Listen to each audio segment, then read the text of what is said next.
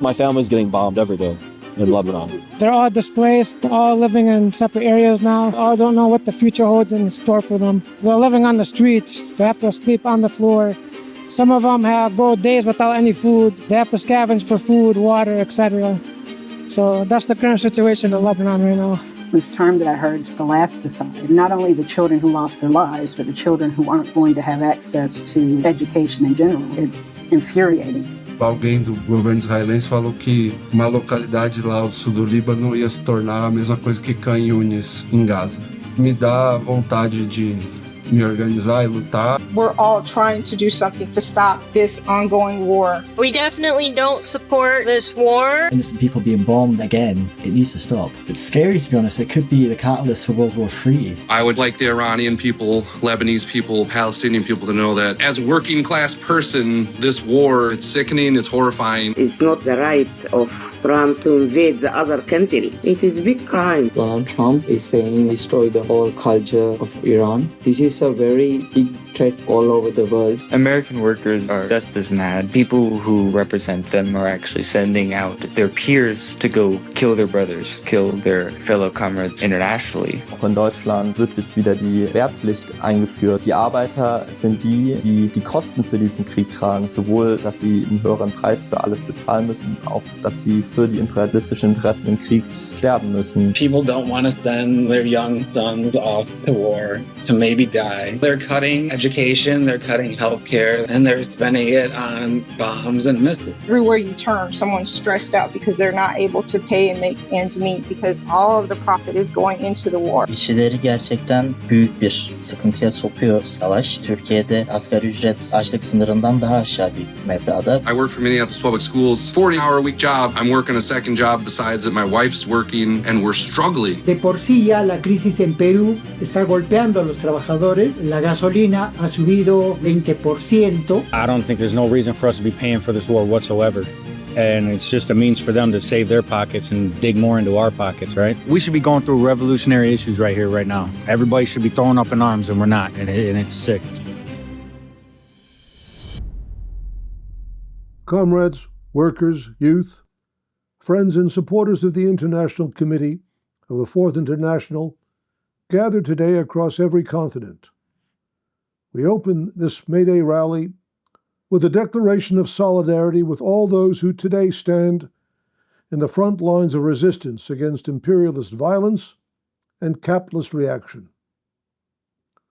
We denounce, in the name of the international working class, the imperialist war of aggression being waged by the United States and Israel with the support of all other imperialist powers against Iran.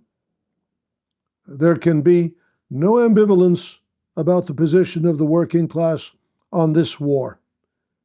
It unconditionally upholds the right of the Iranian people to defend their country against the terrorist onslaught that was launched on February 28, 2026. This is a war that violates every principle of international law. It is a crime against peace, which was defined at the Nuremberg trial of Nazi leaders in 1945-46 as the supreme international crime. On April 7th, Trump declared in a written statement, "A whole civilization will die tonight, never to be brought back again." These words will live forever in infamy.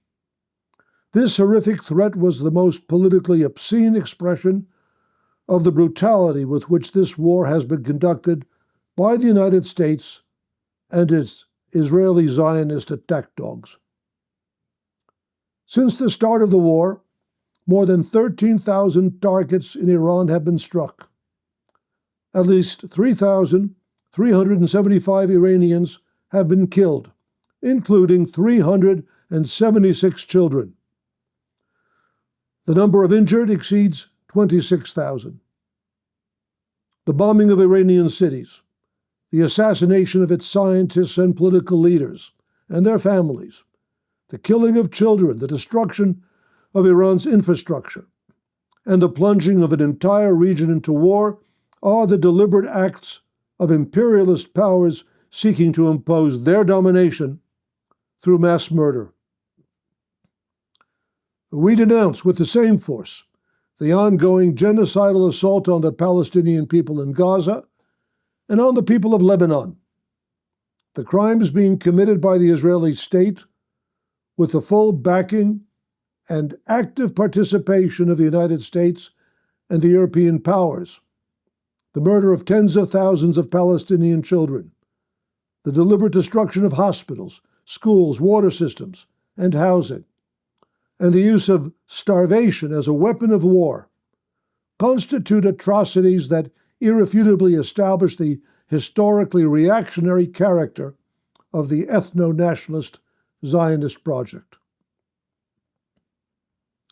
We also honor today the memory of the unnamed victims murdered in the waters off the coast of Latin America.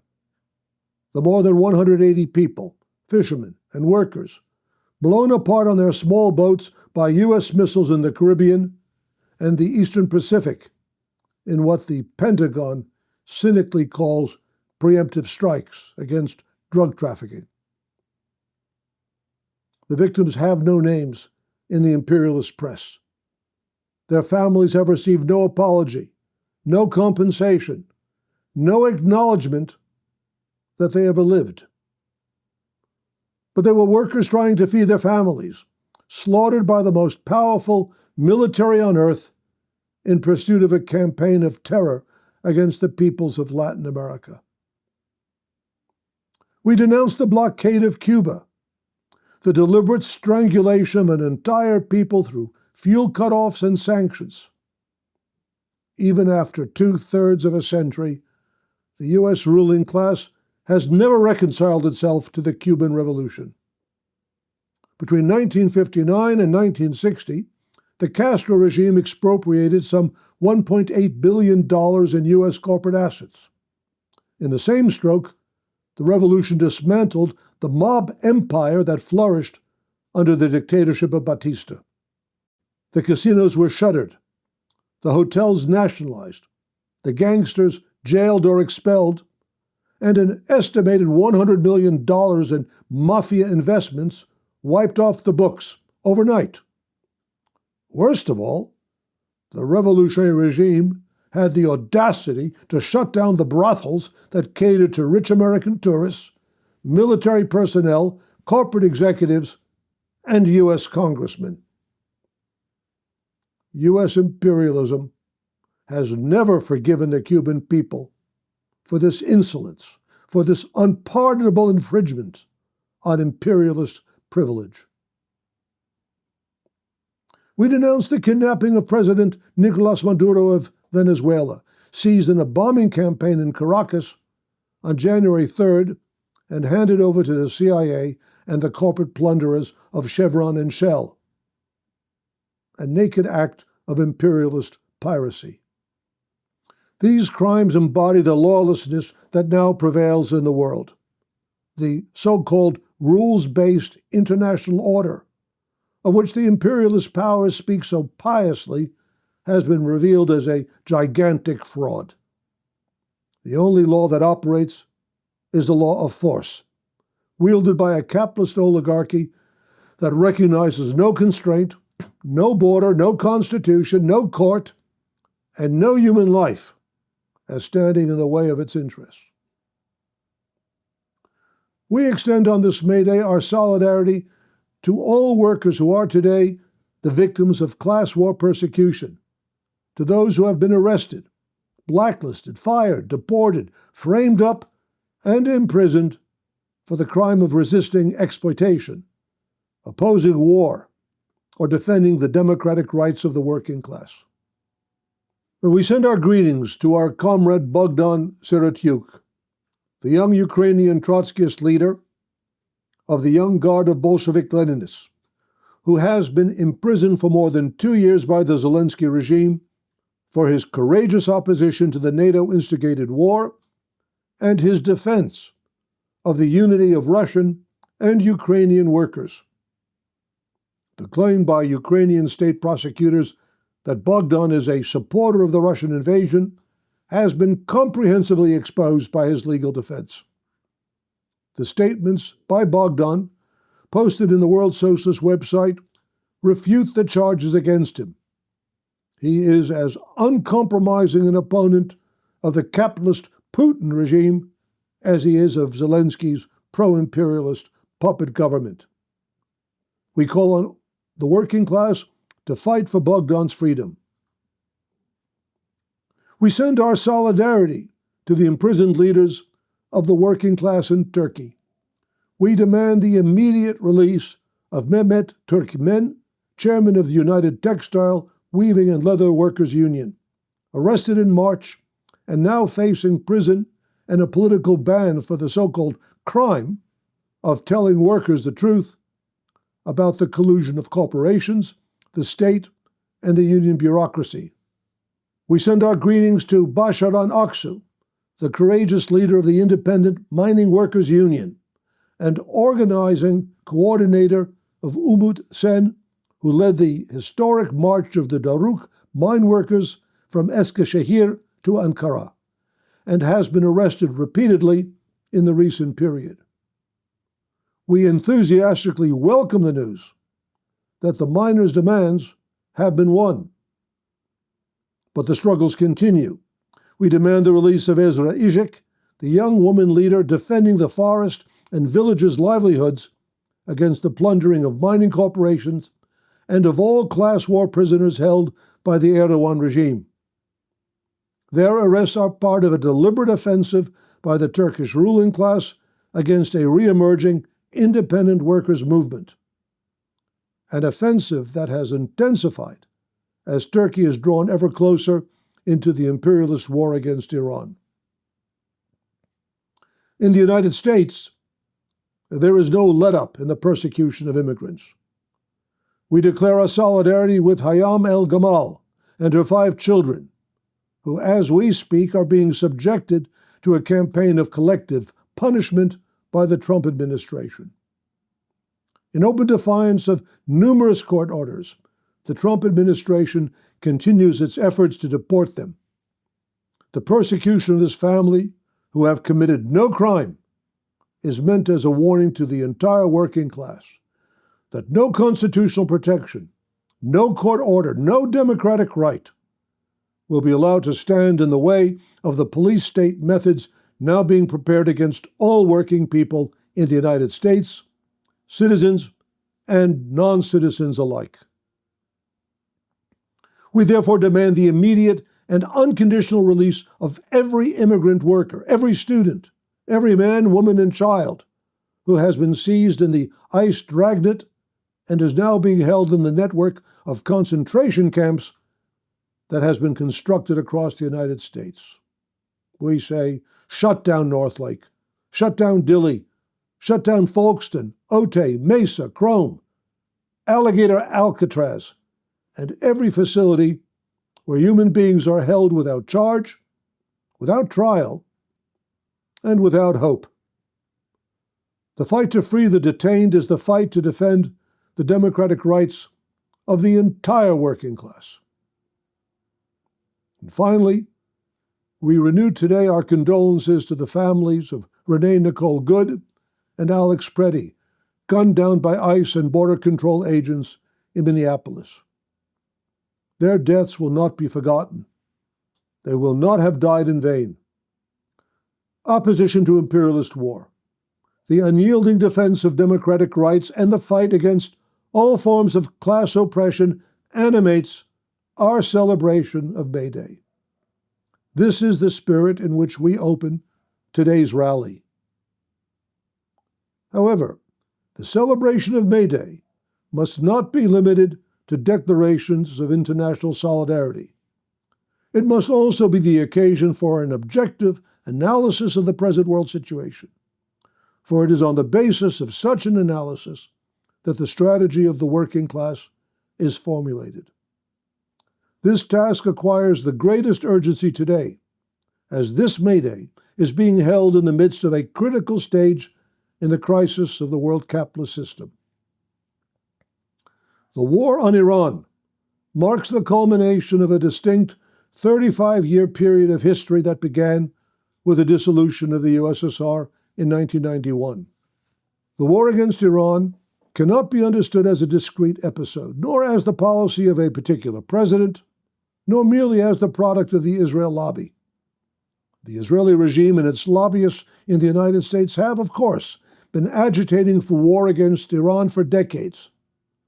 But the narrative now circulating on both the anti-Semitic and nationalist American First right and sections of the middle-class pseudo-left that the war has been imposed on an otherwise reluctant American foreign policy establishment by AIPAC, Netanyahu, and the Israeli state is entirely false and serves as an apology for American imperialism. It implies that if it were not for Israel, the foreign policy of the United States would be bursting with benevolence. This absurd narrative directs the anti-war movement away from the struggle against American imperialism, the main counter-revolutionary force in the world, toward compromise with it. Nothing more is required than to remove the influence of the Zionists. This political fairy tale collapses on the barest examination of the historical record. First, the U.S. ruling class does not need advice, let alone prodding, from anyone on how and when to employ murderous violence. It is the world's unequaled expert in the organization of mass violence, with a bloody record that dates back to the Philippine genocide in the first decade of the 20th century, the brutal efforts to suppress the Mexican Revolution in the 1910s, repeated invasions of Central and South America, the dropping of 2 atomic bombs on Japan, the killing of 3 million Koreans between 1950 and 1953, and an equal number of Vietnamese between 1961 and 1973. And then there are all the wars that have been waged in the Middle East during the last 30 years. To set the historical record straight, Israel itself is a creation of the United States, which has armed and funded it for 78 years. It has functioned as a militarized outpost of American imperialism in the Middle East. Moreover, U.S. imperialism has never reconciled itself to the 1979 revolution, which overthrew the Shah's puppet regime, placed in power by the 1953 CIA-orchestrated coup. Iran has been named among the top adversaries in every U.S. national security strategy statement since 2006. It has been the object of covert operations, sanction regimes, assassinations, and military threats under the administrations of Clinton, Bush, Obama, and the first Trump term, Biden, and now the second Trump administration. The war on Iran is the culmination of the bipartisan policy of American imperialism pursued for more than 3 decades. But in the most fundamental sense, imperialist war is not the mere product of subjective decisions, evil influences, and bad policies. Rather, it is the outcome and expression of the 2 essential objective contradictions of the capitalist system itself. First, between private ownership of the productive forces and the social character of production, and second, the contradiction between the global character of economic production and the nation-state system within which political power and capital accumulation continues to be organized.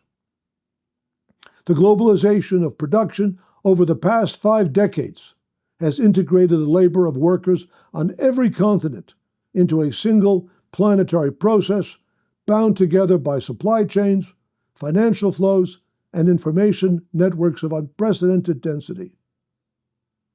The entire course of economic and political development over the past 35 years has substantiated this Marxist analysis of the dynamic of the global crisis. The dissolution of the Soviet Union in 1991 was proclaimed by the American ruling class as a historic triumph of capitalism. The so-called failure of socialism, it claimed, cleared the way for the restoration of the capitalist world as it was before the 1917 Socialist October Revolution. All that had occurred in the aftermath of the revolution, the upsurge of the international working class, the monumental global movement of the oppressed masses against imperialism, and the social advances that were won in the aftermath of the defeat of Nazi Germany in 1945 and the victory of the Chinese Revolution in 1949, was to be reversed. However, this nightmarish perspective was based on a false appraisal of the causes of the dissolution of the USSR and its global significance. What had failed in the Soviet Union was not socialism, but the Stalinist regime of anti-socialist nationalism, which was a repudiation of the Marxian internationalism that had inspired the October Revolution.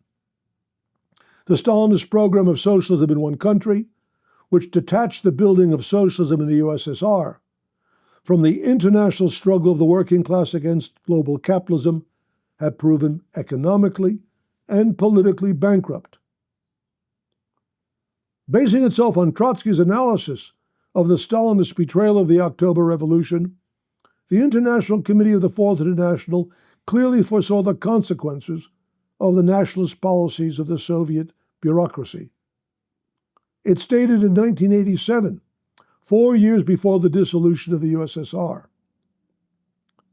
the shortage of technology and continuing contradictions between industry and agriculture can only be resolved through access to the world market. There are only two roads to the integration of the Soviet Union into that market, that of Gorbachev, leading towards capitalist restoration, and that of the World Socialist Revolution. Gorbachev took the first road. The dissolution of the USSR in December 1991 was the consummation of that betrayal. The Stalinist bureaucracy, having begun as the gravediggers of the October Revolution, ended as the most venal and rapacious faction of the new Russian oligarchy, led today by Putin. For American imperialism, the same underlying contradiction produced a different response, but one no more a matter of free choice than the Stalinist collapse had been. Confronted with the irreversible erosion of its economic supremacy, the rise of Japan and German industrial competitors, the emergence of China as a powerful economic and industrial force, the hollowing out of domestic manufacturing, the mounting burden of trade and budget deficits. American capitalism could not recover its position through economic means. The only instrument it still possessed in overwhelming preponderance was military force.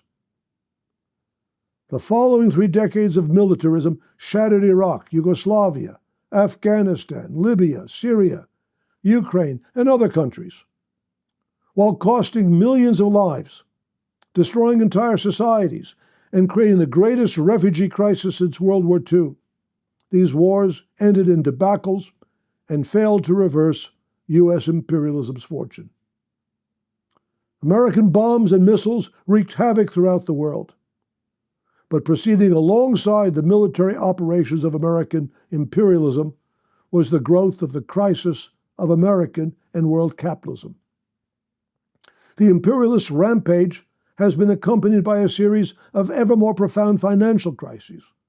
The Mexican peso crisis of 1994, the Asian crisis of 1997, the Russian default and long-term capital management collapse of 1998, the dot-com crash of 2000, the 2008 global financial crisis, the European sovereign debt crisis of 2010 to 12, the 2020 pandemic shock, and the accumulating signs of a dollar system crisis since 2022. The most visible and ominous manifestation of the U.S.-centered global crisis is the staggering growth in the national debt. It stood at roughly $5.8 trillion in 2001. It is now approaching $40 trillion. An even more historically and economically significant manifestation of the crisis of U.S. capitalism is the price of gold. At the Bretton Woods Conference of 1944, which established the status of the dollar as the world reserve currency, the value of an ounce of gold was set at $35. That price prevailed until the Nixon administration repudiated the Bretton Woods system. This set into motion a relentless rise in the price of gold, which during the last year has assumed an explosive character. The price of an ounce of gold now stands at approximately $4,500. In other words, the value of the dollar relative to gold, which has functioned for several thousand years as a measure of value, has declined by more than 99% in just over a half-century. This is the framework within which the 35 years from 1991 to 2026 must be understood. They constitute a single historical process, the attempt by American capitalism to overcome, through the application of military violence, a contradiction that it could not overcome by economic means.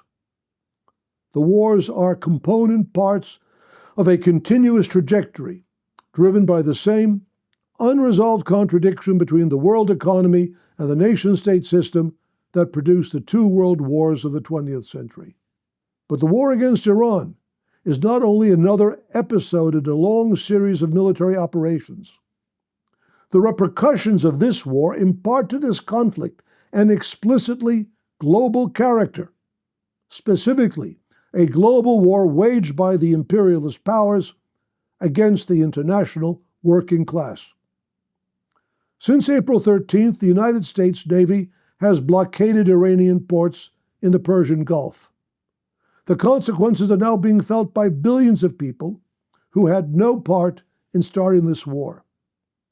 The most serious impact is on food security in the developing world. The blockade will result in the deepening of the famines already underway in Gaza and Sudan, the movement of additional countries from crisis into emergency or catastrophic levels of food insecurity, and excess mortality concentrated among children and the elderly across many countries over the next 12 to 18 months. These consequences are the direct result of decisions made in Washington and Jerusalem. The people who will pay for these decisions with hunger and with their lives are farmers in East Africa, families in South Asia, and children in countries that had no part in the original conflict. The war against Iran has exposed not only the predatory aims of American imperialism abroad, but the social and political reality of the regime that prosecutes it at home. Trump is the product, personification, and culmination of a protracted process, economic, social, and political, rooted in the breakdown of American capitalism and the putrefaction of its ruling class. The political structure of the United States is being brought into alignment with its social foundation.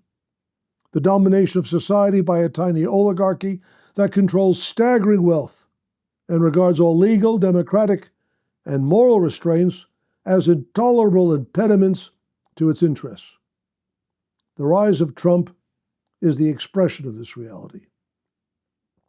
The war against Iran is being financed through a frontal assault on the social rights of the working class. Trump's fiscal year 2027 budget requests roughly $1.5 trillion for defense, the highest military spending level in modern American history, and a massive escalation of preparations not only for the war against Iran, but for global war against China and Russia. This is, in the most direct sense, a budget for world war. And how is this to be paid for? Trump himself has answered with brutal frankness. Social programs, he declared, must be sacrificed because, as he said, we're fighting wars. And he insisted, it's not possible for us to take care of daycare, Medicaid, Medicare. We have to take care of one thing, military protection. Medicare, Medicaid, Social Security, education, housing, and every minimal social protection won by the working class over the past century are to be looted to fund militarism, the enrichment of the oligarchy, and the repressive apparatus of the state. What is taking place in the United States is not simply a national political crisis. It is a convulsion of world historical significance. The United States, the former stabilizer of world capitalism, has become the greatest source of global instability. The breakdown of democratic forms in the United States, the turn to open gangsterism in politics, the subordination of all social life to the interests of the oligarchy, and the drive to redivide the world through military violence express the crisis of the entire capitalist order in its most concentrated and explosive form. The same underlying processes are evident in every major capitalist country. The crisis of capitalism is international, and so too is the turn toward dictatorship and war. The European ruling class is rapidly and shamelessly shedding its hypocritical pacifist phrase-mongering, reviving its long traditions of imperialist militarism, and proclaiming that the working class and youth must be prepared to fight and die as their grandfathers and great-grandfathers did in the two world wars of the last century. This is not mere rhetoric. The European NATO powers are already engaged in a de facto war against Russia. Ukraine has been transformed into NATO's East European equivalent of Israel. In its analysis of the historical experiences of the last century, the International Committee has stressed that the same contradictions that produced World War I in 1914 resulted in socialist revolution in Russia in 1917. The same historical dynamic is at work today. The global crisis of capitalism that underlies the eruption of imperialist violence is also preparing the explosion of revolutionary struggle by the international working class. At the start of the 2020s, the World Socialist Web Site anticipated the emergence of a renewal of a revolutionary movement of the international working class. We are now past the midpoint of the decade. The International Committee is convinced that the objective development of the global crisis is substantiating this perspective. The first 5 years of the decade were dominated by an intensifying drive of the ruling elites toward political reaction. This was not a series of accidents or the work of isolated demagogues, but the systemic response of a global oligarchy unable to resolve the deepening crisis of capitalism through democratic means.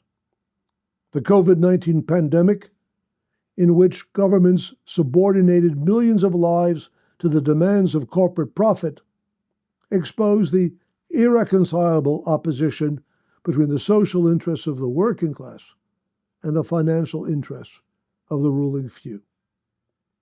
The eruption of war in Ukraine, the genocide in Gaza, the bombing of Iran, the kidnapping of President Maduro of Venezuela, and the threats against Mexico, Greenland, Panama, and Cuba have revealed that the imperialist powers, led by the United States, are responding to the crisis through a violent redivision of the world. Within the imperialist centers, this drive abroad has been inseparable from a turn toward authoritarian rule at home. The return of Trump and the open construction of a presidential dictatorship in the United States. The rise of Milei in Argentina, Meloni in Italy, and far-right governments across Europe. The systematic dismantling of democratic rights, the militarization of the police, the persecution of immigrants, and the criminalization of dissent. Meanwhile, global billionaire wealth surged to $18.3 trillion in 2025, even as mass layoffs, AI-driven destruction of jobs, inflation, and the dismantling of social programs intensified the assault on the conditions of life of billions of workers. It is undeniable that the first half of the decade has witnessed an eruption of capitalist reaction and imperialist militarism. World war is not a future threat, but a presently unfolding reality. But the same contradictions of the capitalist system that are manifesting themselves in war and repression have also provoked the eruption of global class struggle. The second half of the decade is being increasingly characterized by the eruption of the countervailing tendency of social struggle on an international scale. In 1845, Marx wrote, "With the thoroughness of the historical action, the size of the mass whose action it is will therefore increase." In an initial confirmation of this insight, masses of working people are being drawn into social and political struggle.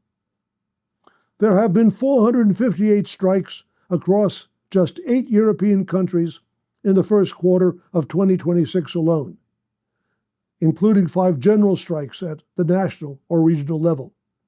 This represents a measurable acceleration over comparable periods in 2025. The first quarter of 2026 has already produced national general strikes in Belgium on March 12th, in Italy on March 9th, regional general strikes in Spain's Andalusia and Basque Country, March 8th and 17th, a general strike in northern Cyprus, and there was a national general strike in Argentina in February, a density of general strike actions in a single quarter that exceeds 2025's already considerable pace. Approximately 1.7 million state employees went on strike in the Indian state of Maharashtra. On objective indices, number of strikes, size of mobilizations, geographic distribution, sectoral spread, duration, strike authorization margins, and frequency of confrontation with state forces, the early months of 2026 represent a clear and measurable escalation of class conflict beyond 2025 levels. There have been mass anti-ICE demonstrations drawing millions in the United States, including 8 million in the March 28th No Kings mobilization. There have been strikes by 42,000 University of California workers and 31,000 Kaiser healthcare workers. These struggles are an objective expression of an international working class movement into struggle against the conditions imposed by the same crisis that drives the oligarchy toward fascism and war. These struggles are unfolding across every continent and every major sector of the economy, simultaneously and increasingly in direct conflict not only with employers and governments, but with the trade union bureaucracies that function as an anti-strike corporate police force. The decisive question of the present period is which of these two tendencies will prevail. The ruling class has answered the deepening crisis of its system with fascism and war, the militarization of society, the abrogation of democratic rights, the assault on immigrants and political dissidents, and the preparation of conflicts that carry within them the threat of nuclear catastrophe. The working class is answering with the only force capable of stopping this trajectory toward disaster, the mobilization of its own collective social power. The outcome is not predetermined. It will be settled by the struggles now underway and by the political consciousness, organization, and leadership that the working class develops in the course of these struggles. What can be stated with certainty is that the period of relative social equilibrium has ended. The objective conditions identified at the start of the decade, the breakdown of post-war capitalist order, the impossibility of continuing the old methods of rule, the necessity of either revolutionary transformation or descent into barbarism, have not only been confirmed, but have intensified. The first months of 2026 mark the point at which the resistance of the working class has emerged as a global force, contending against the offensive of the oligarchy on a scale that places the fundamental questions of the epoch, war or peace, dictatorship or democracy, socialism or barbarism, directly on the historical agenda. The demoralized cynics and skeptics of the middle-class pseudo-left will dismiss this perspective as fantasy. Groveling before the ruling class, they are staunch believers in the invincibility and permanence of capitalism. Their attitude to the working class is a mixture of fear and contempt. But the revolutionary perspective of the Trotskyist movement, led by the International Committee of the Fourth International, is grounded in the most realistic appraisal of objective economic and social processes operating on a global scale. The same globalization of production that has driven the contradictions of the existing order has produced, as an objective structural fact, the largest international working class in human history. The figure must be grasped concretely. Since 1980, the development of the world's productive forces has increased the size of the working class by over 2 billion people. For the first time in human history, a majority of the world's population lives in cities, a figure that rises by the millions every week. More than 500 cities now have populations exceeding 1 million, accounting for roughly a quarter of humanity. At least 31 of them are megacities of more than 10 million people. And an estimated 90% of the world trade flows through a few dozen of these centers. An estimated 1 billion African workers are expected to enter the global labor force in the decades ahead. The billions of workers who have moved from the backward countryside of India, China, Latin America, and Africa into the globalized circuits of production have, as the WSWS has characterized it, leapt forward centuries in a single lifetime.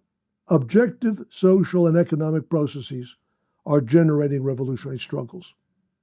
The daily deterioration of living standards, the staggering scale of social inequality, the grotesque corruption and crimes of the ruling class are provoking the indignation and anger of the masses. But this anger must be developed into a politically conscious and internationally unified struggle against capitalism. And this brings to the fore the central problem of this historical epoch, the resolution of the crisis of revolutionary leadership in the working class. The grip of the old and reactionary instruments of capitalist rule, the existing capitalist parties, the trade union bureaucracies, the bourgeois national organizations, the innumerable petty bourgeois groupings must be broken. The political independence of the working class from all the agencies of the ruling class must be established. This requires the building of the Fourth International, the World Trotskyist movement led by the International Committee. Concentrated in its program is a vast body of revolutionary experience spanning a century of struggle. We acknowledge that the sections of the International Committee are not yet mass parties, but this is not a fault, but the expression of the long period of political reaction during which the old social democratic, Stalinist, labor, and trade union bureaucracies were able to suppress the class struggle. But as Trotsky stated, the laws of history are more powerful than the bureaucratic apparatus. The intensification of capitalist crisis is radicalizing the masses, and this will create the conditions for an immense growth of the Trotskyist movement.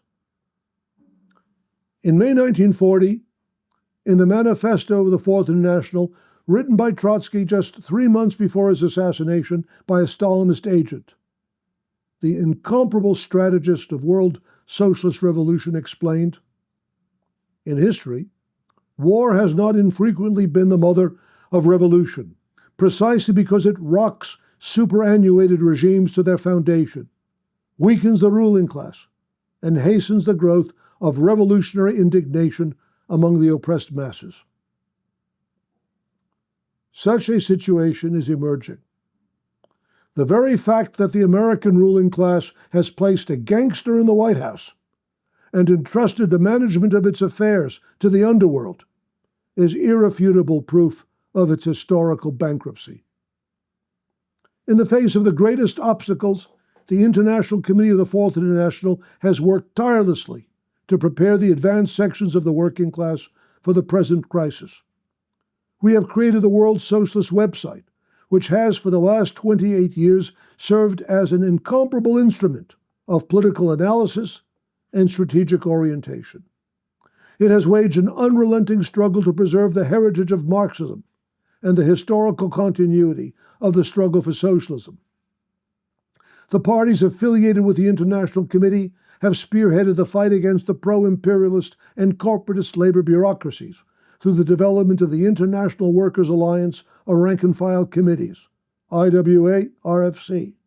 Its purpose is not to influence the existing trade union bureaucracies, but to organize a rank-and-file insurrection against them, and to transfer power to factory, shop floor, and workplace committees. The International Youth and Students for Social Equality, guided by the ICFI, educates the younger generation as Marxists, provides a revolutionary alternative to the demoralizing policies of protest politics, and directs their energies toward the struggles of the working class. The ICFI has developed Socialism AI, which was launched on the World Socialist Web Site in December 2025. While the ruling class utilizes AI for the purpose of enriching itself, impoverishing workers, and intensifying exploitation, the International Committee is utilizing the vast potential of the technology to advance and accelerate the struggle for socialism. All the different elements of the work of the International Committee are directed to the goal of building the Fourth International as the world party of socialist revolution that will defeat capitalist barbarism and secure the future of humanity. This party will be built by workers, the youth, and the socialist intellectuals who draw the necessary conclusions from the experiences of this epoch and take their place in its ranks. To the workers fighting ICE, to the strikers on the picket lines, to the students opposing genocide on the campuses, to the millions in the streets of every continent, the question now posed is not whether to fight, but how to fight, and under what banner. Our answer to these questions is this: the road forward is the conscious and organized struggle of the international working class for power. The banner is that of the Fourth International. We say, build sections of the International Committee of the Fourth International in every country. Take up the fight for socialism. Forward to the world socialist revolution. We're in the same boat as immigrants. They're here to work just like anybody else.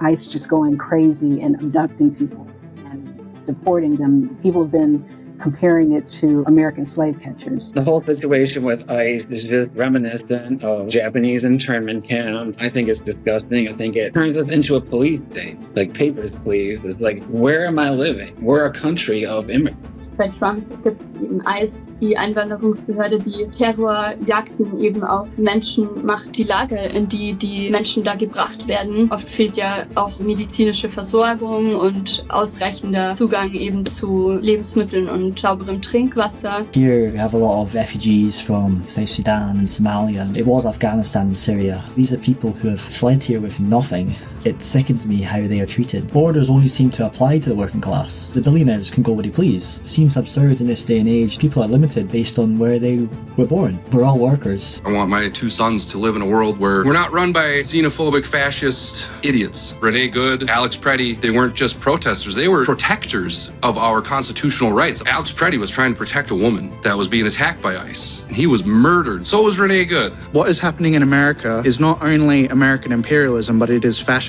Trump and his accomplices need to be tried for crimes against peace following the Nuremberg precedent. İran bir tehdit değildi Amerika'ya. Ancak tek taraflı olarak bir Amerikan saldırısına maruz kaldı. Bu tamamen barışa karşı işlenen suç kapsamına girer. Savaş sırasında birçok savaş suçu işlendi. Bu özellikle en çarpıcı olanı 160 civarı çocuğun öldürüldüğü bir okulun bombalanması gibi, ama başka birçok savaş suçu eklenebilir. Ich spreche gerade hier von Nürnberg, wo die Nürnberger Prozesse stattgefunden haben und wo die führenden Nazis eben wegen Verbrechen gegen den Frieden verurteilt wurden. Und das ist ja genau das, was die USA und Israel auch machen. Gerade hier in Deutschland ist die Antikriegsstimmung enorm.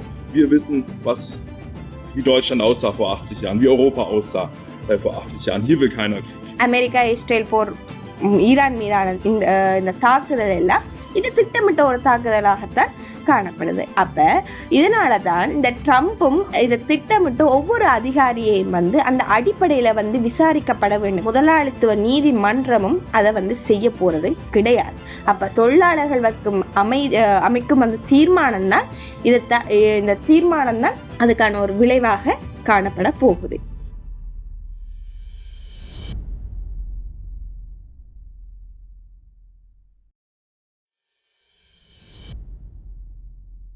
We meet this May Day under conditions without precedent in American history. The United States is headed by a gang of criminals, the political underworld in power. The Trump regime's war against Iran is a criminal enterprise.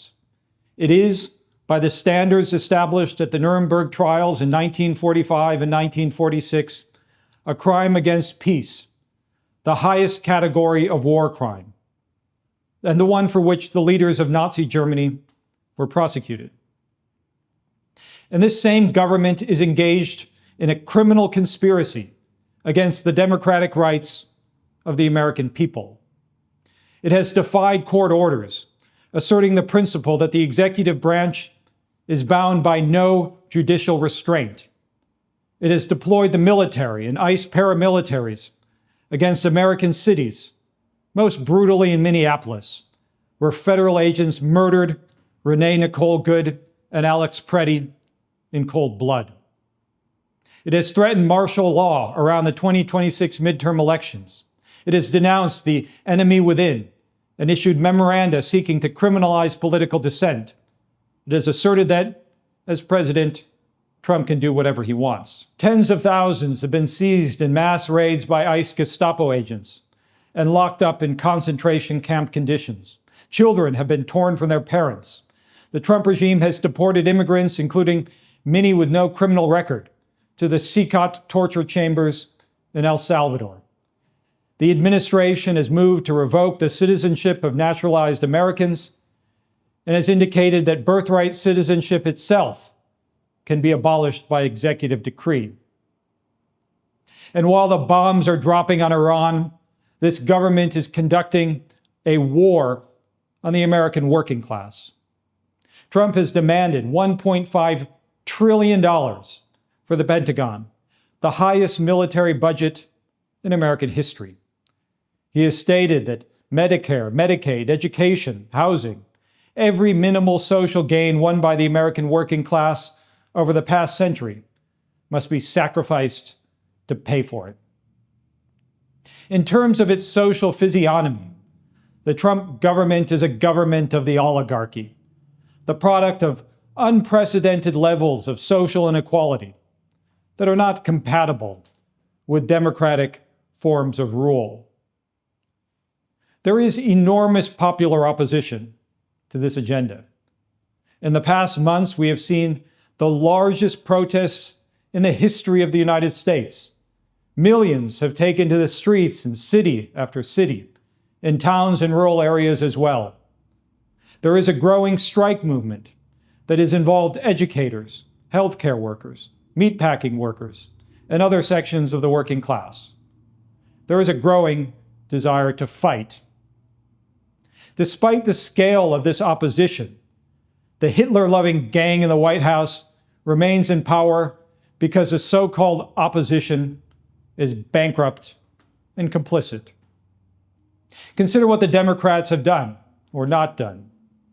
After the January 6th coup attempt, they covered up the social and political forces behind it, and they worked to rehabilitate the Republican Party as a partner in war against Russia.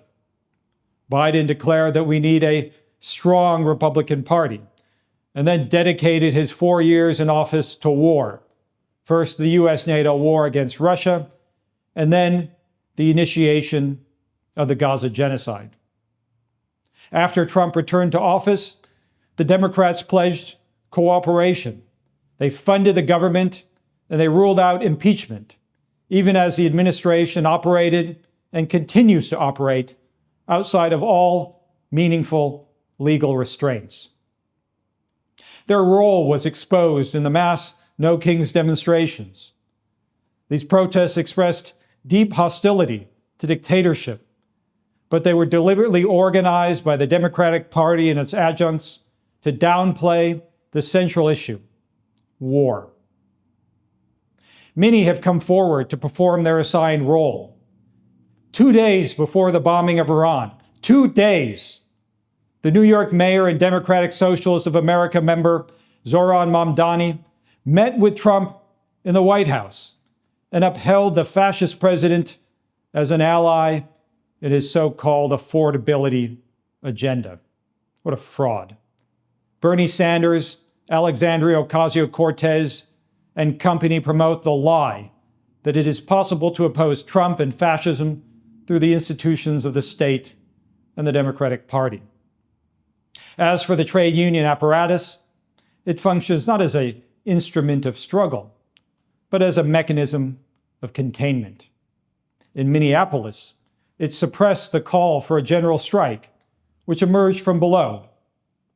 Nationally, the AFL-CIO and major unions have maintained silence as bombs fell in Iran and then returned to their familiar refrain, vote in November. They have worked systematically to shut down, isolate, or suppress every strike of workers.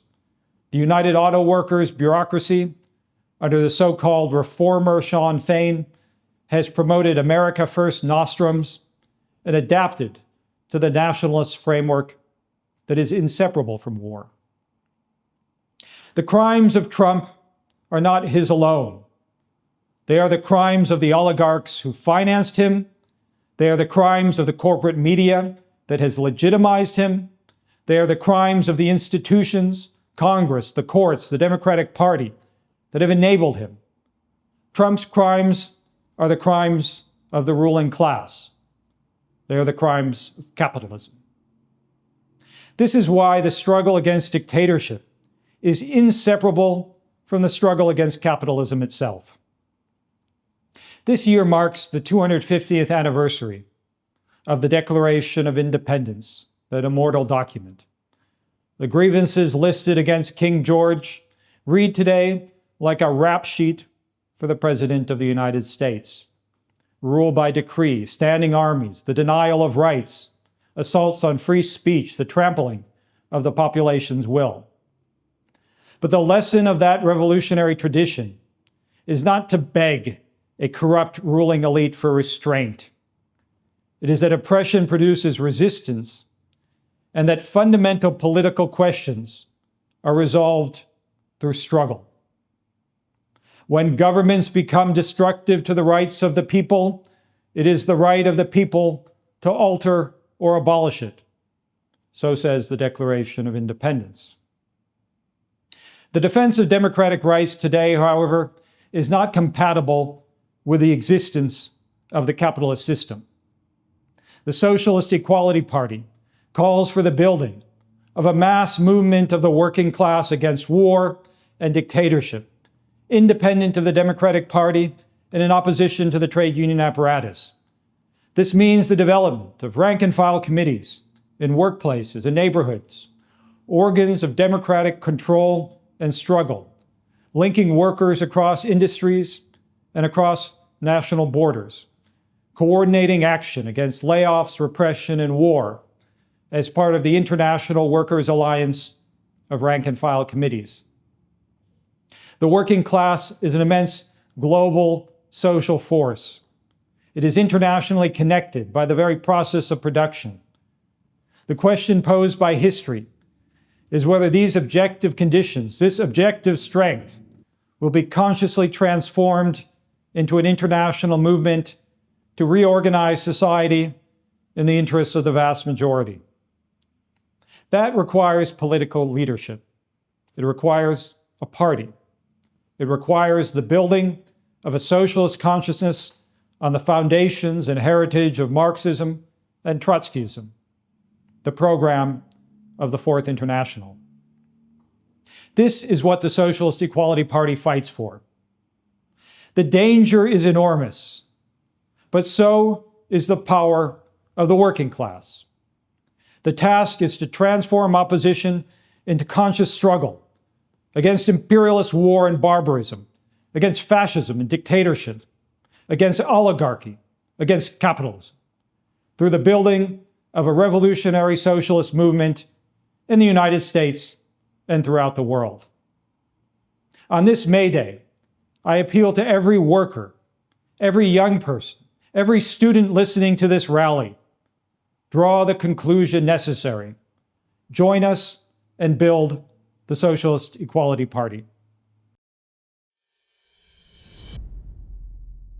Sosyalist Eşitlik Partisi 4. Enternasyonel adına dünyanın dört bir yanındaki işçilerin 1 Mayıs'ını kutluyor, devrimci selamlarımızı iletiyorum. Bu 1 Mayıs'ı İran'a karşı emperyalist savaşın ortasında Türkiye işçi sınıfının onlarca yıllık bastırılmışlığı kırarak sahneye çıktığı, egemen sınıfın ve onun devlet aygıtının ise buna şiddetli bir saldırıyla yanıt verdiği koşullarda kutluyoruz. 13 Nisan'da Eskişehir'den yola çıkıp yaklaşık 190 kilometre yürüyerek Ankara'ya gelen, ödenmemiş ücretleri ve gasp edilen diğer hakları için mücadele eden doruk madencilik işçilerinin direnişi sınıf mücadelesini ülkenin gündemine yerleştirdi. Ankara halkının yanı sıra sanatçılar, akademisyenler ve başka fabrikalardan işçiler bağımsız maden için önderlik ettiği doruk madencileriyle dayanışmalarını ilan ettiler. Hükümet ise buna biber gazı, polis ablukası ve gözaltılarla karşılık verdi. Bu mücadele gelişmekte olan bağımsız bir işçi hareketinin parçasını oluşturuyor. Yıllarca devlet baskısıyla, sendika bürokrasisinin ihanetleriyle ve kimlik siyasetiyle bastırılmaya çalışılan sınıf mücadelesi yeniden yüzeye çıkıyor. Bu yıl daha önce İzmir'deki polyak madencileri jandarma barikatını yıkarak madene el koydular ve işçilerin ülke yönetimine el koyması gerektiğini gündeme getirdiler. Yaklaşık 5000 Migros depo işçisi polis baskısına boyun eğmeyerek fiili grevlerini sürdürdü.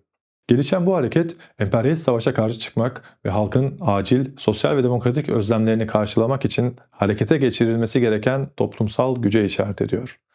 Uluslararası işçi sınıfı. Bu yüzden bağımsız işçi hareketinin önderleri hedef alınarak tüm işçi sınıfına gözdağı veriliyor. Bağımsız maden iş önderlerinden Başaran Aksu, doruk madencilik işçilerinin yürüyüşüne katılmak için yola çıkmak isterken tutuklanmıştı.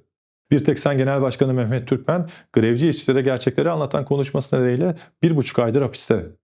Akbelen Ormanı'nı ve köylülerin topraklarını savunan Esra Işık hala tutuklu. Bu baskı, muhalif gazetecileri, avukatları ve sendika temsilcilerini kapsayan daha geniş bir tutuklama dalgasının parçasını oluşturuyor.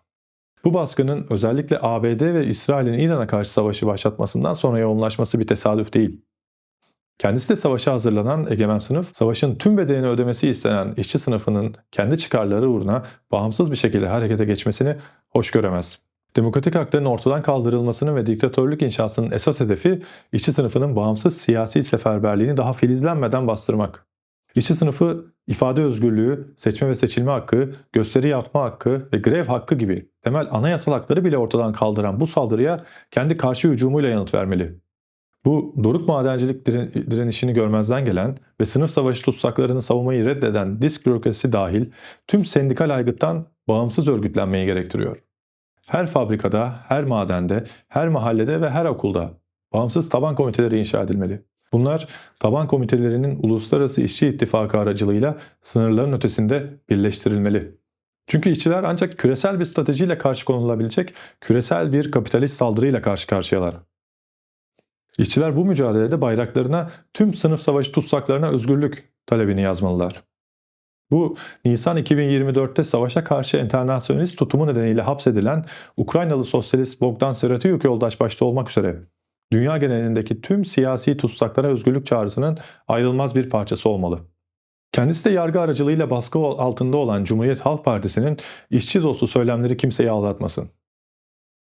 Kendi yönetimindeki belediyelerde işçilere sefalet ücreti dayatan, grevleri kıran bu parti, NATO'ya sunduğu Eylül 2025 raporunda İran'ı istikrarsızlığın kaynağı ilan ederek NATO'nun Orta Doğu'ya genişlemesini savunmuştu.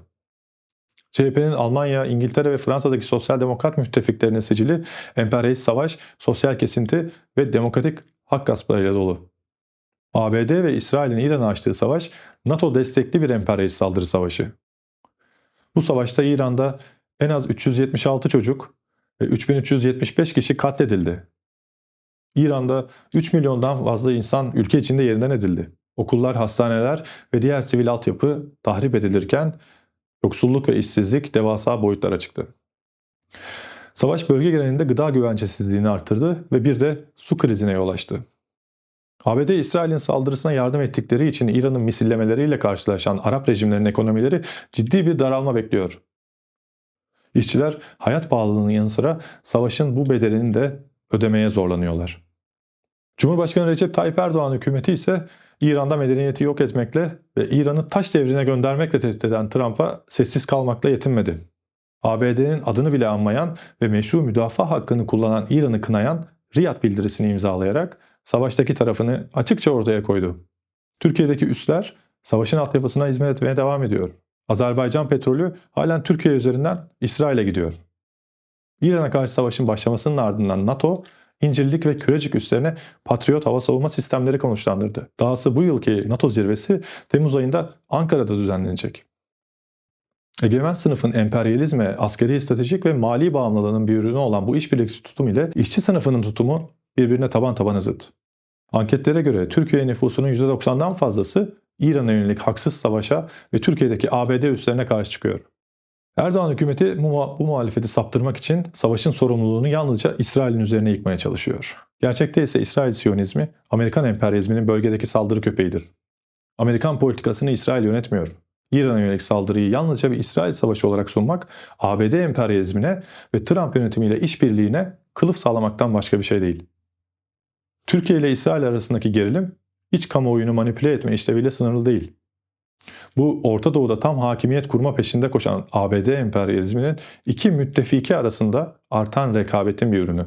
Trump'ın Gazze'deki sözde barış kuruluna dahil olan, İran rejimine savaşmadan teslim olmayı tavsiye eden Ankara'nın duruşu ile Filistin ve İran halkının yanında olan, emperyalizmden, Siyonizmden nefret eden Türkiye'deki halkın duruşu uzlaşmaz bir karşıtlık içindedir. Bu koşullarda Erdoğan hükümetine barış ve demokratikleşme adımları atma ve Kürt sorununu çözme çağrısı yapmanın işçilerden gerçekleri gizleyen bir aldatmaca olduğu hiç olmadığı kadar açığa çıkmıştır. Ankara ile PKK arasındaki müzakerelerin amacı Kürt halkının meşru demokratik taleplerini karşılamak değildir. Amaç, Türk ve Kürt burjuvasinin ABD ile uyum içinde bir anlaşmaya varmasını ve içeride işçi sınıfının kontrol altına alınmasını sağlamaktır. Dahası emperyalizm altında bir demokratik barış iddiası büyük bir aldatmacadır. Vladimir Lenin 1915'te 1. Dünya Savaşı sırasında bu konuda şöyle yazmıştı. Pasifizm, yani soyut barış propagandası işçi sınıfını uyutmanın bir yoludur. Kapitalizmde ve özellikle de emperyalizm aşamasında savaşlar kaçınılmazdır. Bir dizi devrim olmadan sözde demokratik bir barışın gerçekleştirilebileceği düşüncesi kökten yanlıştır. Türkiye, İran, Suriye ve Irak'ta Kürt halkının demokratik haklarının tanınması uğruna mücadelenin öznesi şu ya da bu emperyalist güç ya da burjuva hükümet değil, işçi sınıfıdır. İşçiler ezilen uluslardan kardeşlerinin demokratik haklarını savunmadan sosyalizm mücadelesini ilerletemezler. Bu mücadelede Kürt, Türk, Arap, Fars, Yahudi ve diğer milliyetlerden işçilerin müttefiki Amerikan, Avrupa ve uluslararası işçi sınıfıdır. Lev Trotsky'nin sürekli devrim teorisinde açıkladığı gibi tamamlanmamış tüm demokratik görevlerin yerine getirilmesi ve emperyalizme karşı mücadele ancak işçi sınıfı önderliğinde gerçekleştirilebilir. Bu, Orta Doğu Sosyalist Federasyonu uğruna mücadele demektir. Dünya sosyalist devrimi uğruna kavganın bir parçası olan bu mücadelenin başarısı, işçi sınıfının devrimci önderliğinin inşasına bağlı. Haziran 2025'te Sosyalist Eşitlik Partisi'nin 4. Enternasyonel Uluslararası Komitesi'nin Türkiye şubesi olarak kurulması, bu mücadelede ileriye doğru atılan önemli bir adımı temsil ediyor. Bu, Türkiye'de ilk kez Trotskyizmin enternasyonist programı ve ilkeleri temelinde bir partinin kurulmasını simgeliyor. Aradan geçen yaklaşık bir yıl, DEUK'un Türkiye'nin küresel jeopolitik ve sınıf mücadelesi açısından kritik konumuna ve çok uluslu proletaryasının kapitalizm ve emperyalizme karşı küresel mücadeledeki potansiyeline yaptığı vurguyu doğrulamıştır. Bu 1 Mayıs'ta bölge genelindeki işçileri, aydınları ve gençleri bu mücadelede bize katılmaya ve DEUK'un yeni şubelerini inşa etmek üzere harekete geçmeye çağırıyoruz. Teşekkürler. I support the Will Lehman campaign for UAW president because it's an opportunity for workers to return power to the rank and file, to themselves, who produce all of the wealth at their companies. Union bureaucrats who currently call the shots and negotiate contracts with their employers behind closed doors with little input from workers don't represent them. They don't have the same interests. Unions are essentially capitulators.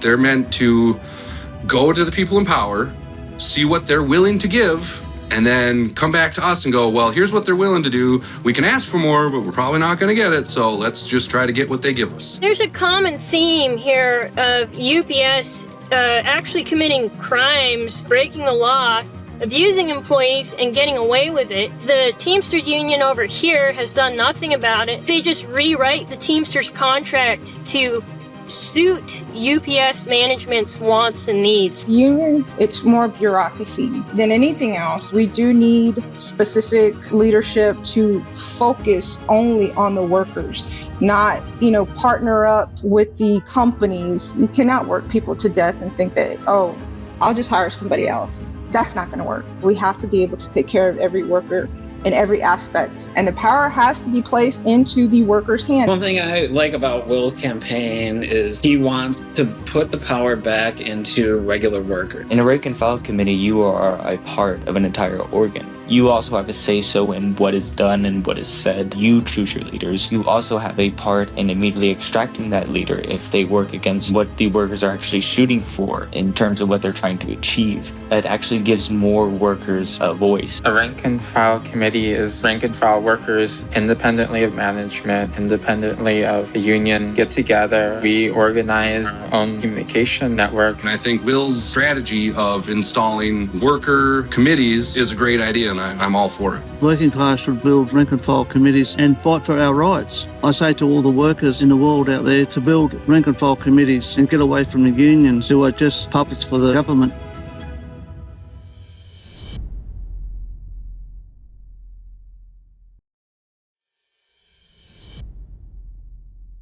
To our brothers and sisters all over the world, I bring you revolutionary greetings on behalf of the American working class. My name is Will Lehman. I work at Mack Trucks in Macungie, Pennsylvania, and I am running for president of the United Auto Workers to take power back from the corrupt union apparatus and put it on the shop floor where it belongs. I am standing in this election for an even more important reason, to unite workers in common struggle. We workers of the world are already united by the global forces of production. What we have to do right now, starting today, is unite as a conscious fighting force.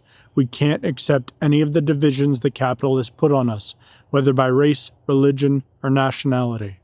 American workers are moving in a struggle by the tens of thousands, and it will soon be by the hundreds of thousands, and then millions. Already this year, 15,000 nurses in New York City struck for nearly a month. 31,000 Kaiser nurses walked out in California and Hawaii. San Francisco teachers launched their first strike since 1979. Harvard graduate workers walked off indefinitely. In Michigan, 1,300 next-tier auto parts workers rejected the UAW's concessions contract by 96%, only to be kept on the job while officials extended it behind their backs. In Los Angeles, 80,000 workers were ready to strike when their union sold them out at the last minute. At every turn, the bureaucracies strangle our resistance, strikes called off, sellout contracts forced through, and always the same message: accept this bad deal, it's the most you can hope for. The problem is not this or that union leader, it's the pro-corporate union bureaucracy itself. There are plenty of so-called union reformists. The left talkers say all we can do as workers is pressure the unions and hope for better bureaucrats. They mean themselves. But no sooner do they get into power than they act just like the corrupt officials they replaced. UAW President Shawn Fain came in promising change and delivered backroom deals and phony strikes.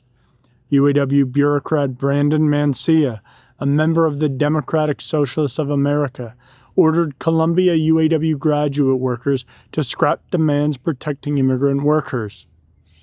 The Teamsters for a Democratic Union in the Teamsters and the New Directions group in the UAW are fully integrated into the union machinery that is robbing workers and collaborating with Trump.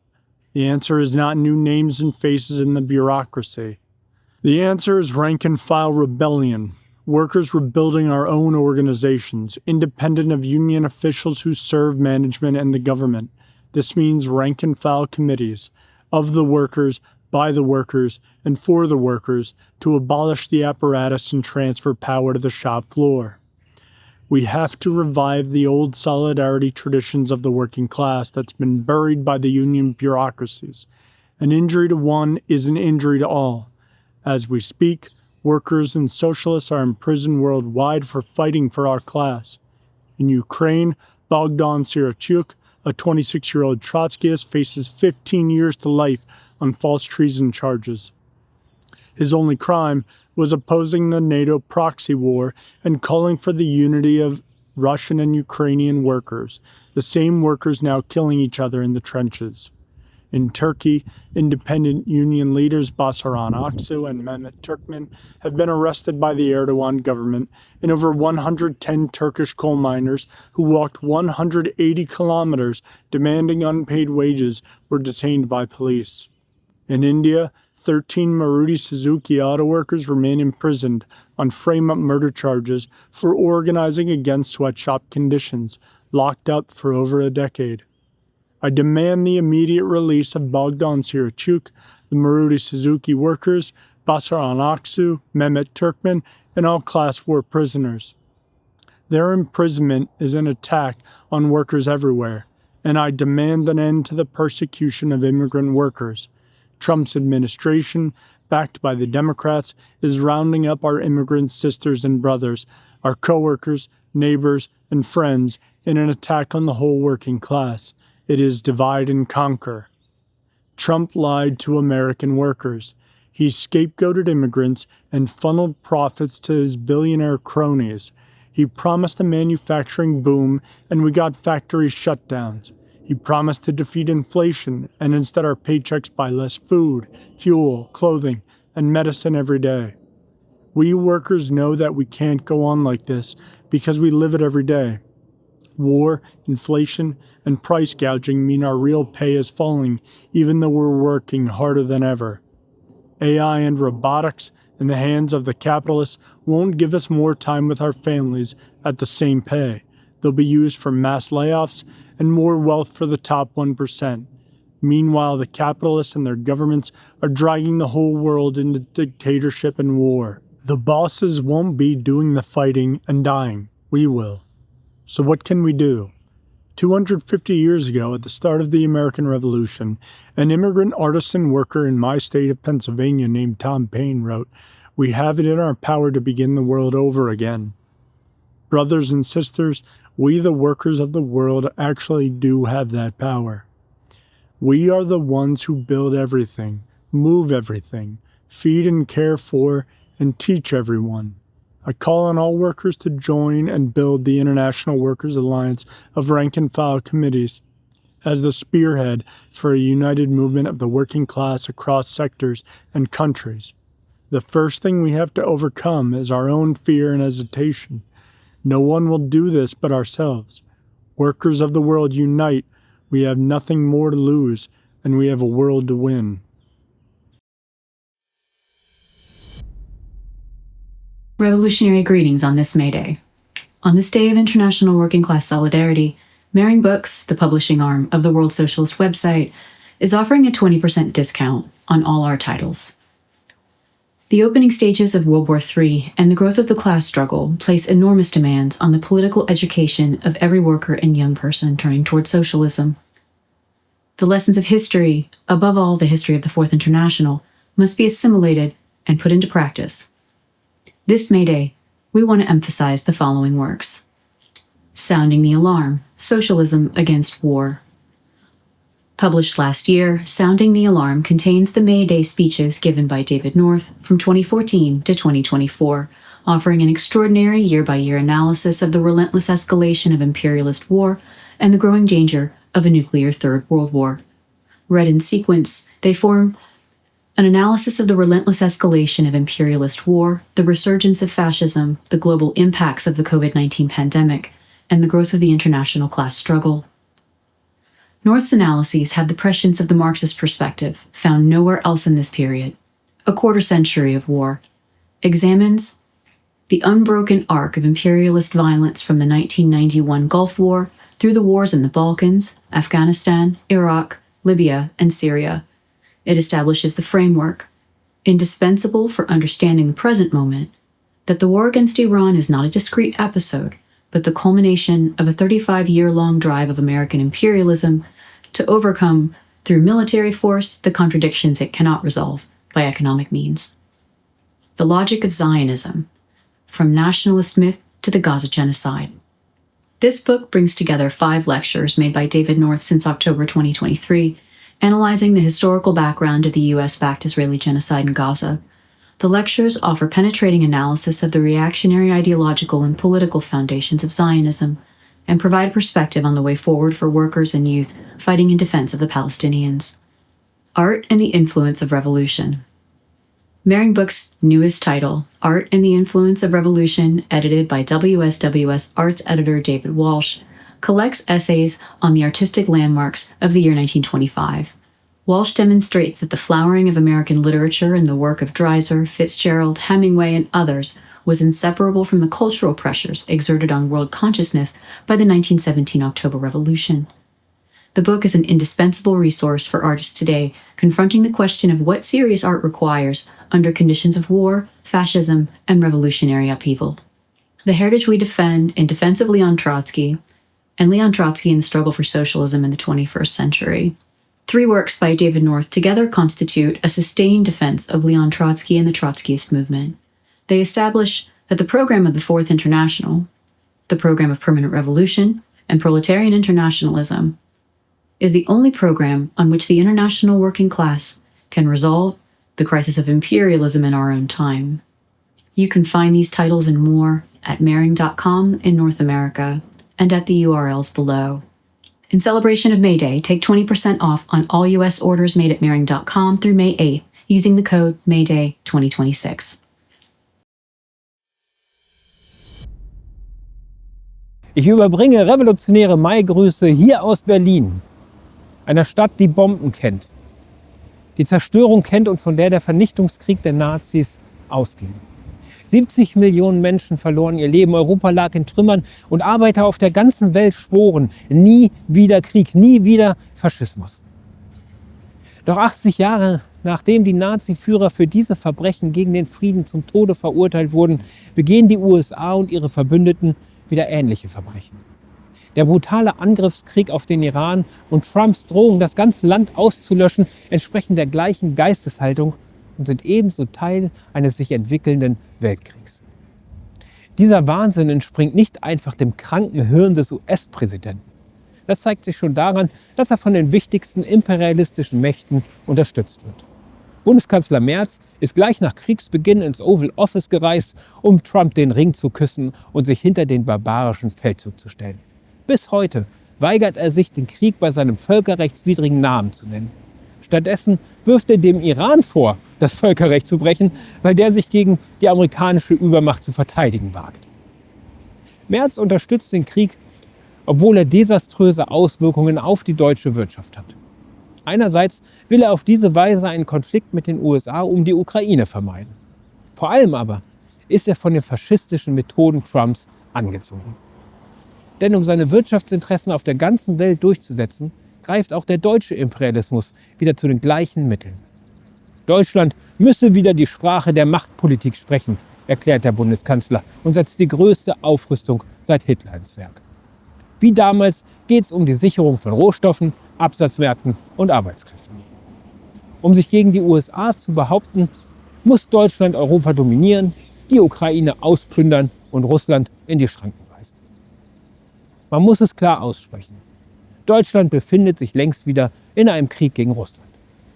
Mit dem Putsch von 2014 und der folgenden Eskalation hat die Bundesregierung den russischen Einmarsch systematisch provoziert. Mittlerweile ist Deutschland der größte Waffenlieferant an die Ukraine und liefert längst auch solche Waffen, mit denen russisches Kernland angegriffen wird. Deutsche Panzer rollen wieder gegen Russland. Mitte April empfing Merz Zelensky in Berlin und verkündete eine neue strategische Partnerschaft. Deutschland und die Ukraine werden aufs engste zusammenarbeiten, um Waffen zu entwickeln und zu bauen, mit denen Russland besiegt werden soll. Deutschland werde in seinen Bemühungen, die Ukraine zu verteidigen, nicht nachlassen und Russland habe keine Chance, diesen Krieg zu gewinnen, so Merz. Kurz darauf stellte Verteidigungsminister Pistorius erstmals eine deutsche Militärstrategie vor. Sie bezeichnet Russland als zentrale Bedrohung und kündigt einen weiteren extremen Aufwuchs der Bundeswehr an. Zudem sollen Unternehmen auf Kriegswirtschaft umgestellt und die ganze Gesellschaft militarisiert werden. Deutschland hat Russland bereits zweimal überfallen und dabei die schlimmsten Verbrechen der Menschheitsgeschichte begangen. Nun führen sie einen dritten Feldzug und nehmen dabei sogar einen Atomkrieg in Kauf, der nicht nur Deutschland und Europa, sondern die ganze Welt in Schutt und Asche legen würde. Die Kosten für diesen Wahnsinn trägt schon jetzt die Arbeiterklasse. In den letzten Jahren wurden bereits 250.000 Arbeitsplätze vernichtet, um Deutschland handelskriegstüchtig zu machen.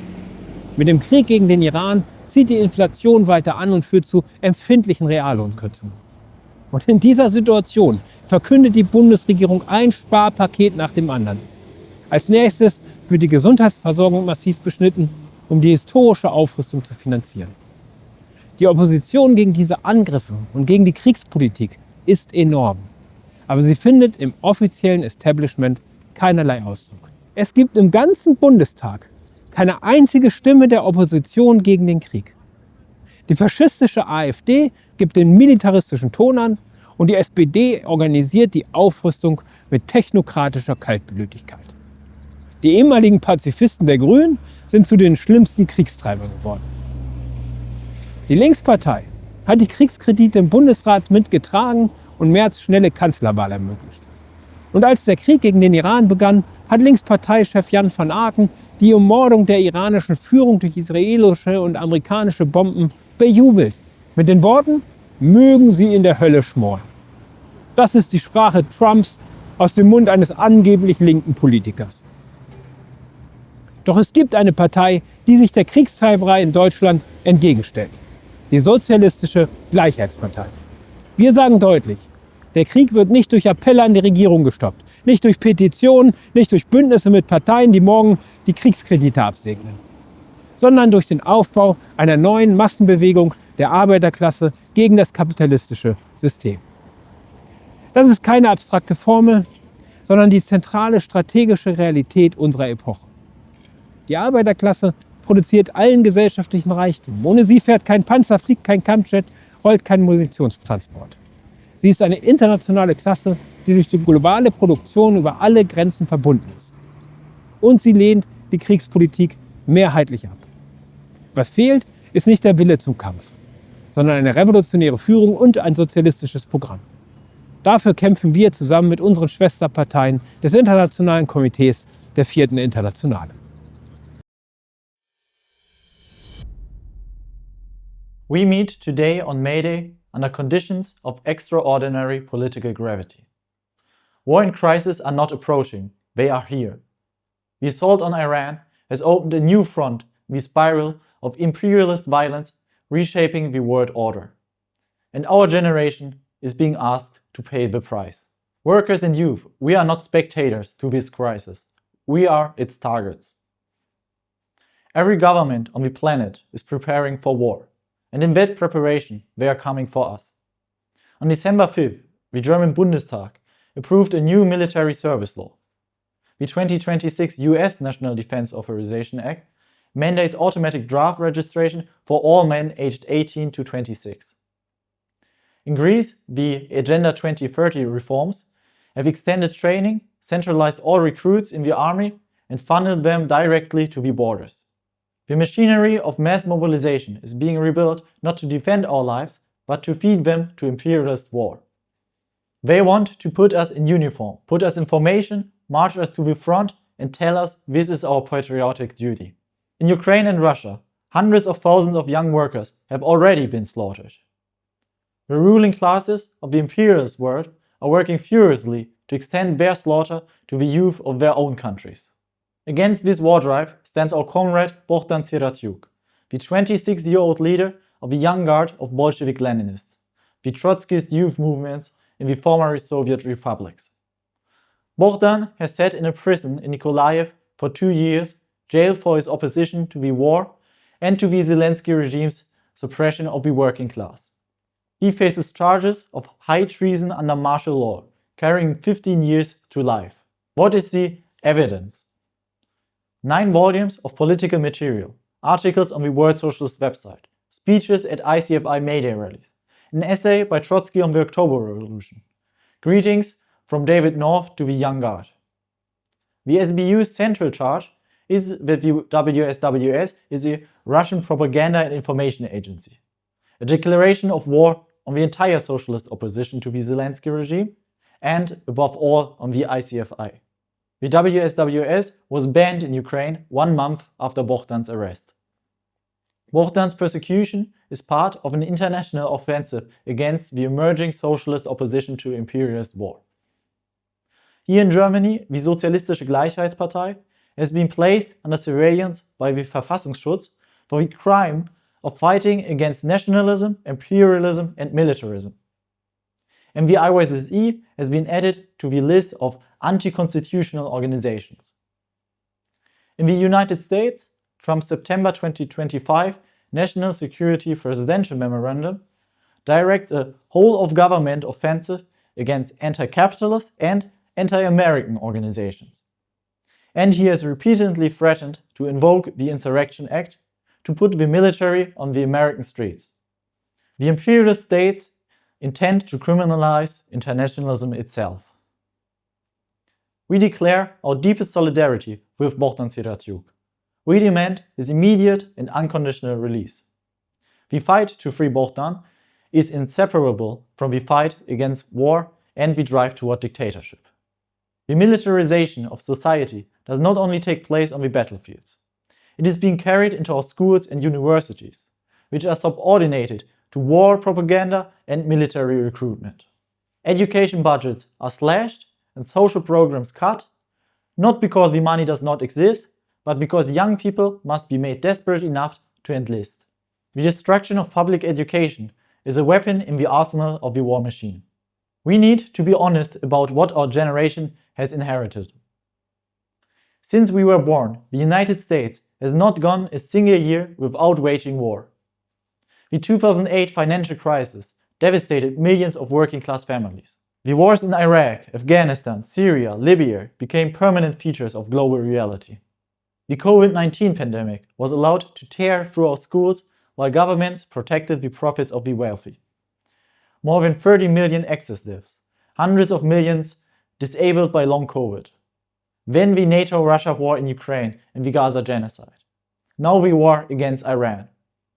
We have never known a world without war and crisis. And yet our generation has also grown up amid the return of mass class struggle.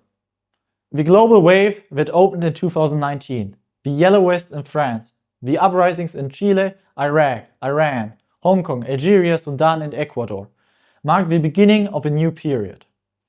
Since then, young people have poured into the streets against the Gaza genocide, against conscription, against social cuts.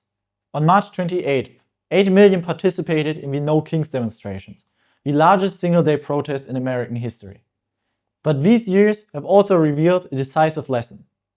Without a revolutionary socialist perspective, mass movements are derailed, suppressed and absorbed by the bourgeois parties. The question is not whether to fight, the question is how and on what basis. There is only one answer. Turn to the working class, the one social force with the power to end war and capitalism. That is why we say to young people everywhere, study Marxism, study the revolutionary struggles of the 20th century, draw the lessons of their defeats and victories. Join the ICFI and build the sections of the Fourth International in your country. The fight against war, the fight for our future, is the fight for socialism. There is no other way forward.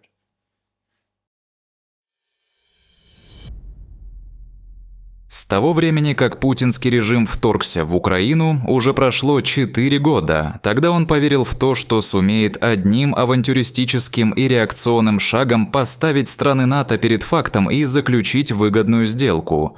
Но эти надежды быстро рухнули, их сменили надежды на то, что внутренние противоречия НАТО позволят ему совершить очередной маневр. Приход к власти Трампа, казалось бы, подарил второй шанс на достижение такой сделки, но в итоге Путин затянул себя в такую глубокую трясину, что выход из нее не представляется возможным. Война продолжается. Русские и украинцы продолжают убивать друг друга во имя чуждых классовых интересов, замаскированных под националистические лозунги. 4 года назад мой близкий товарищ и друг Богдан Сиротюк, лидер молодой гвардии большевиков-ленинцев, выступил с речью на первомайском митинге 2022 года. Он заявил, вторжение показало, что у режима Путина нет адекватного решения проблем, стоящих не только перед Россией, но и перед всем миром. За свою оппозицию этой войне Богдан был заключен в тюрьму украинским государством и находится в ней уже больше 2 лет. В итоге события подтвердили его позицию. После провала дипломатических маневров Кремль усиливает давление на рабочий класс. Ежедневно ему внедряется идея о том, чтобы забыть о своих независимых от олигархии интересах и подчиниться патриотическим чувствам, чтобы служить путинскому режиму на фронте и в тылу. Угроза перевооружения Европы волнует российскую олигархию, которая боится большой войны. Однако еще больше олигархия боится того, что российский рабочий вспомнит о своих революционных подвигах прошлого. Призрак революции обретает материальную форму в лице недовольных российских рабочих и солдат, которые все больше осознают банкротство политики путинского режима, ведущего страну к катастрофе. Классовый инстинкт российской олигархии особенно проявляется в целенаправленной государственной идеологической кампании фальсификации истории. История из науки превращена в орудие мифотворчества. Цель этой кампании – сделать российскую историю стерильной, лишенной внутренних противоречий, классовой борьбы и острых кризисов. Заставить молодое поколение поверить в сказки о единой и неделимой истории России, превратить их в безоговорочно служащих режиму граждан-патриотов. Ползучая реабилитация сталинизма занимает в этой кампании особое место. Сталин, как могильщик революции и главный бюрократ, по-своему вдохновляет Путина и его окружение. Его убийство сотен тысяч людей во время Большого террора, в том числе поколения революционеров, сейчас оправдывается. По всей стране воздвигаются памятники Сталину. Между тем, Кремль ложно представляет нынешнюю войну как продолжение героической борьбы советского рабочего класса против нацистского вторжения 1941-1945 годов. Но этот героизм коренился с теми материальными завоеваниями Октябрьской революции, которые еще продолжали существовать и на которые обрушил всю военную мощь нацистов Гитлер, чтобы покончить с рабочим государством. Сегодня Россия уже не выродившееся рабочее государство, а загнивающий режим капиталистической реставрации. Советский Союз в итоге был уничтожен не Гитлером, а сталинской бюрократией. Сегодняшняя война служит не социальным интересам рабочих, а олигархии, возникшей в результате контрреволюции, осуществленной сталинистами. Военная политика Сталина привлекает Путина, потому что уже тогда бюрократия стремилась сместить акцент с классовой борьбы на национализм. Национализм бюрократии был связан с концепцией социализма в одной стране и борьбой за сохранение своих привилегий. Это продвижение национализма было предательством основных принципов интернационализма, лежащих в основе Октябрьской революции. Своим вторжением в Украину, которое спровоцировало братоубийственную войну между российскими и украинскими рабочими, путинский режим продолжает эту традицию националистической реакции. На первомайском митинге 2023 года мы вместе с товарищем Богданом Сиротюком призвали к прекращению этой войны посредством единства российского и украинского рабочего класса. Сегодня я хочу вновь повторить этот призыв. Истинная решимость и героизм найдут сегодня свое выражение в противостоянии фальсификации истории и борьбе за возрождение социалистических традиций Октябрьской революции в российском, украинском и международном рабочем классе. Борьба Льва Троцкого за защиту этих традиций от извращений сталинизма должна служить нам примером. Благодаря этой борьбе у нас есть компас, который помогает нам ориентироваться в настоящем. Защищая правду о прошлом, мы готовим почву для будущего, за которое стоит бороться под знаменем Международного комитета 4-го интернационала. Revolutionary greetings to all those attending today's May Day rally. At the center of the imperialist war now raging against Iran, and of the world economy as a whole, is the struggle over AI, which has become the locus of the greatest financial bubble in the history of capitalism. Trillions of dollars in capital investment and debt have been poured into a narrow cluster of tech firms that now dominate the US stock market. The American ruling class has placed all its bets on this AI bubble, believing that it will somehow restore the hegemony of a declining imperialist power and resolve the crisis of US capitalism that has built up for over half a century. The revolutionary character of AI as a technology is self-evident to anyone who has used it. In a matter of seconds, an LLM can summarize a 1,000-page document. It can translate across any pair of languages. It can write the code for a working piece of software in minutes. It can engage a user in sustained dialogue on any subject in the history of human culture. But the destructive uses to which this technology is being put under capitalism are no less self-evident, and they are growing by the day. AI has been turned into an instrument of war. Firms like Palantir are building the autonomous targeting software now deployed by the US and Israeli militaries in Gaza, Iran, and across the Middle East. While AI has been integrated into every layer of the American military intelligence apparatus, the same technology is being used to hunt migrants in US cities and to automate the labor of hundreds of millions of workers throughout the world. The wave of mass layoffs now sweeping industry after industry is being justified in the name of what the ruling class calls AI efficiency, the financial oligarchy's dream of a production process purged of the class whose labor creates all of society's wealth.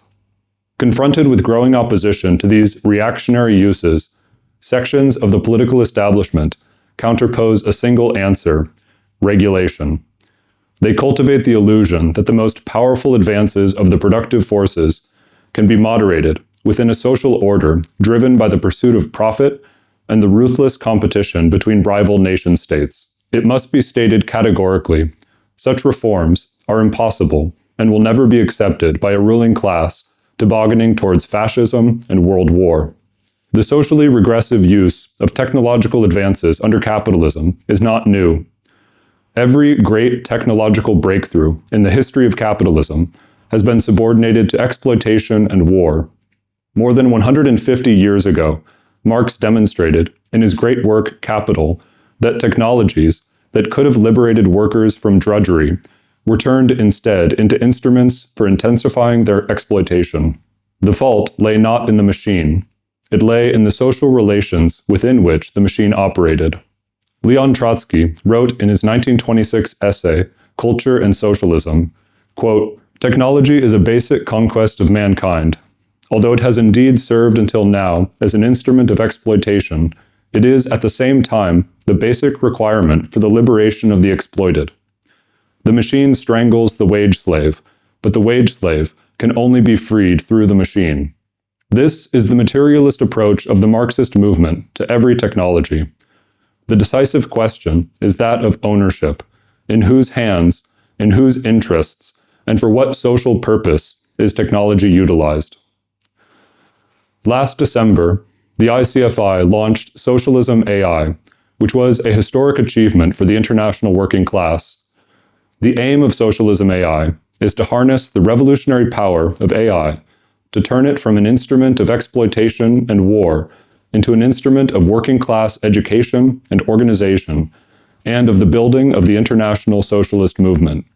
In launching Socialism AI, for the first time in the history of the socialist movement, we placed in the hands of workers and youth a tool capable of making the entire heritage of Marxism, the works of Marx, Engels, Lenin, Trotsky, Luxemburg, and Plekhanov, and nearly 3 decades of daily analysis on the World Socialist Web Site, accessible in real time, in dialogue, in any language, and at any hour. The response over the past 4.5 months has been remarkable. Thousands of workers and young people in over 100 countries on every inhabitable continent have turned to Socialism AI for answers they can find nowhere else. Your questions and feedback have fed directly back into its development, a continuous, dialectical interaction between the tool and the working class whose political education it serves.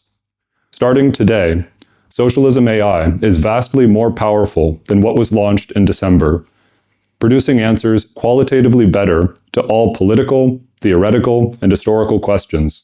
Based on the feedback of users internationally, we have made substantial improvements to the architecture underlying this revolutionary tool. When a worker asks, "What is capital?" When a young person asks, "How did the Russian Revolution happen?" When a rank-and-file worker asks, "How do I organize against the betrayals of the trade union bureaucracy?" the reply will draw upon the theoretical and historical arsenal of the Trotskyist movement, the labor theory of value, the theory of permanent revolution, the great lessons of the 20th century, and more. Every revolutionary epoch in history has been prepared by an explosion of knowledge. The Enlightenment cleared the intellectual ground for the French Revolution by placing knowledge in the hands of the rising revolutionary class of the day. The October Revolution was made possible by a generation of Russian workers led by the Bolshevik Party, who studied Marx in factory circles and prepared themselves theoretically and politically for the seizure of power. No class can make a revolution if it cannot first grasp, in thought, the nature of the society that it intends to transform.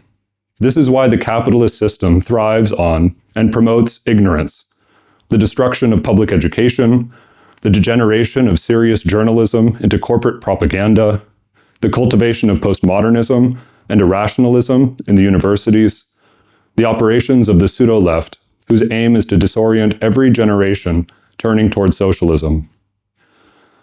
All of this is the attempt of a doomed social order to prevent the working class from understanding its own historical role as the gravedigger of capitalism. Against this, the ICFI counterposes Socialism AI, a universe of knowledge placed in the hands of the international working class in the service of its political education on a world scale. We urge every worker and young person watching this rally to go to socialismai.com today and to incorporate this tool into your daily political life. Inform your coworkers, classmates, and friends, and collaborate with them in using it to build the socialist movement internationally. The old world is ending. The new world must be built. Socialism AI is a central weapon the international working class must take into its hands for that revolutionary work. Camaradas, em nome do Grupo Socialista pela Igualdade do Brasil, dou saudações revolucionárias a todos os participantes deste ato de 1º de maio. Em anos anteriores, nós alertamos que uma nova guerra mundial colocaria a América Latina no mapa do conflito em uma escala incomparável com as guerras anteriores. Isso não é mais uma previsão, mas a realidade política do presente. Em 3 de janeiro, Donald Trump invadiu a Venezuela e sequestrou o presidente Nicolás Maduro, que segue ilegalmente preso em uma cadeia em Nova York. As novas leis impostas pelo regime interino de Delcy Rodrigues fizeram a soberania venezuelana sobre suas reservas de petróleo voltar 80 anos na história, para antes das primeiras medidas de estatização. As receitas do petróleo do país vão agora para uma conta no Catar, onde Washington decide como o povo venezuelano deve gastá-las. Cuba é o próximo alvo declarado. Em 10 de abril, Trump deu um ultimato de 2 semanas para a Havana se abrir ao capital americano e pagar compensações pelas empresas expropriadas na Revolução de 59. O bloqueio energético imposto desde janeiro vem provocando apagões contínuos e o colapso dos sistemas de água, escassez de medicamentos. Isso é uma forma de punição coletiva absolutamente proibida pelo direito internacional. É uma Gaza sem bombas, preparada como passo anterior à invasão e à pilhagem. Esses são os atos mais graves de uma proliferação de tais intervenções imperialistas criminosas. Nos mares do Caribe e do Pacífico Sul, Desde setembro, o exército americano já afundou mais de 50 barcos pesqueiros e assassinou 181 inocentes. Os poucos sobreviventes, pescadores como Johnny Sebastian Palacios, que teve seu barco atacado covardemente por um drone americano, relatam serem algemados, encapuzados, submetidos à tortura psicológica e deportados para a famigerada prisão Secote, em El Salvador. Trump comentou sadicamente: "Ninguém mais quer sair para pescar." Esses métodos criminosos estão sendo normalizados por toda a região. A cúpula Escudo das Américas, que Trump convocou em meio à guerra de extermínio contra o Irã, deixou claro que a abertura de uma nova frente de batalha global não significaria um recuo na América Latina. Os participantes dessa cúpula, entre eles o argentino Milei, o chileno Cast e o salvadorenho Bukele, são os herdeiros políticos das ditaduras militares dos anos 70, de volta aos governos de toda a região. Eles assinaram uma declaração em apoio às pretensões de Washington sobre a América Latina e para transformar a região em um campo de batalha na guerra contra a China. Trump e a sua cúpula fascista proclamam um corolário à doutrina Monroe, o suposto direito dos Estados Unidos sobre todo o hemisfério ocidental. As suas ações deixam claro que para os trabalhadores, seja residentes na América Latina ou nos próprios Estados Unidos, esse projeto tomará forma de um hemisfério secote, ou seja, um complexo intercontinental de terror policial e exploração irrestrita. Os trabalhadores e a juventude precisam rejeitar essa trama hitlerista e montar uma ofensiva implacável contra ela. A oligarquia capitalista que a promove, desmoralizada e dilacerada por uma crise política em todos os níveis, é impotente diante do poder colossal da classe trabalhadora. Sua entrada em cena varrerá as pretensões neocoloniais e ditatoriais da classe dominante em um levante revolucionário através das Américas. Mas isso exige uma virada política decisiva. Do castrismo de Cuba à Revolução Bolivariana e os governos da Maré Rosa, o nacionalismo burguês colapsou diante da erupção imperialista. Mais de um século de derrotas demonstraram a incapacidade dessas perspectivas de resolver os problemas sociais e democráticos na região, quanto mais de enfrentar o imperialismo. Essa verdade se manifesta com particular clareza nas políticas erráticas assumidas pelo governo Lula no Brasil. Flávio Bolsonaro, que está concorrendo como substituto do seu pai, que foi condenado a 27 anos por tentativa de golpe, deixou claro que as eleições presidenciais de outubro no Brasil vão ser disputadas sob a sombra da intervenção imperialista e da continuidade da conspiração fascista que levou ao 8 de janeiro de 2023. Na cúpula fascista da CEPAC, ele proclamou o objetivo de entregar as terras raras e minerais críticos do Brasil aos Estados Unidos como solução para libertar a América da dependência da China. E qual é a alternativa oferecida por Lula? Contrabalanceando a ofensiva de Trump, ele fez uma peregrinação pela Espanha e pela Alemanha, negociando a exploração das terras raras com o imperialismo europeu. Ele se reuniu com Merz no exato momento em que a Alemanha estava anunciando uma escalada do seu envolvimento na guerra contra a Rússia na Ucrânia. Tendo se esquivado covardemente de denunciar a invasão da Venezuela e o sequestro de Maduro, Lula buscou cultivar o que chamou de uma química pessoal com Trump. "Eu não quero guerra com ninguém. O que eu quero é construir narrativas", ele anunciou depois do lançamento da guerra de extermínio ao Irã. Mas a guerra não é um acidente. E as ilusões no retorno a uma ordem internacional baseada em leis só servem para bloquear a luta necessária para derrotar a guerra já em curso. Domesticamente, essa política se traduz na supressão da classe trabalhadora como ator político independente e abre o caminho para o fascismo e para a ingerência imperialista. É decisivo rejeitar o programa da Frente Nacional, sendo promovido pelos sindicatos e a pseudo-esquerda, desde o anúncio das tarifas de Trump no ano passado.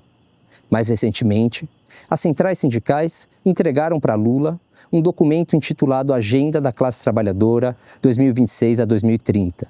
O líder da CUT, o Sérgio Nobre, declarou: "Presidente, aqui está o seu exército e estaremos lutando esta batalha ao seu lado. Você é o nosso general." A língua não deixa dúvidas. Trata-se da adoção de uma política de tempos de guerra, de abolição da luta de classe e dos direitos políticos dos trabalhadores em nome da pátria, isto é, dos capitalistas nacionais. Ao redor da América Latina, a classe trabalhadora está entrando em polvorosa. A guerra contra o Irã já está causando impactos econômicos diretos na região.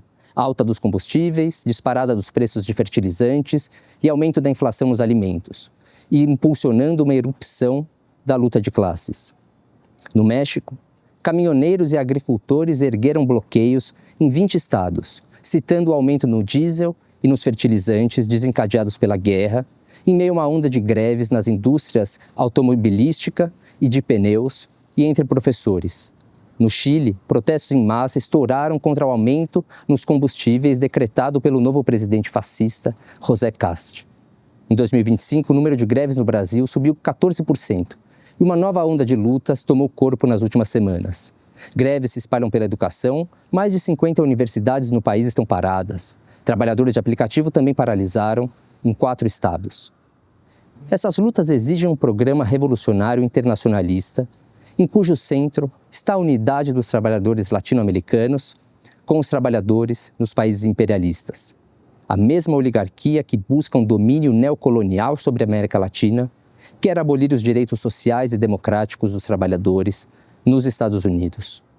O Comitê Internacional da Quarta Internacional e o Grupo Socialista pela Igualdade convocam os trabalhadores e a juventude no Brasil e na América Latina a lutar pela independência política da classe trabalhadora e a erguer a sua unidade internacional revolucionária contra a guerra e contra o neocolonialismo.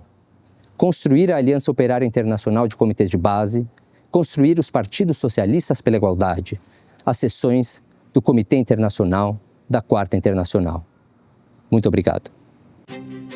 We're the ones that do absolutely everything and they rely on us. Without us, they can't have these wars. We're the one that makes your bombs. We're the one that makes all the things that you need to send overseas. Once that stops, once we collectively come together and stop this nonsense that you're perpetuating to these people, where's your war going to go? With an utterly unified working class, there would be no war. There would be no bombings or deported immigrants and refugees. We will not accept this. The power that we have with our labour in every industry, we can withhold it, and we should withhold it. Why should we continue to work? All we need to do is just stop producing for the bourgeoisie, and they can't produce the weapons anymore. It's very, very possible. You are powerful as a class. Now is a moment where class solidarity is really growing. The world can't function without us. If we come together, we can put our labor toward making the world a better place. Controlling the outcome of what we're creating and reaping the benefits of it. Not building bombs, building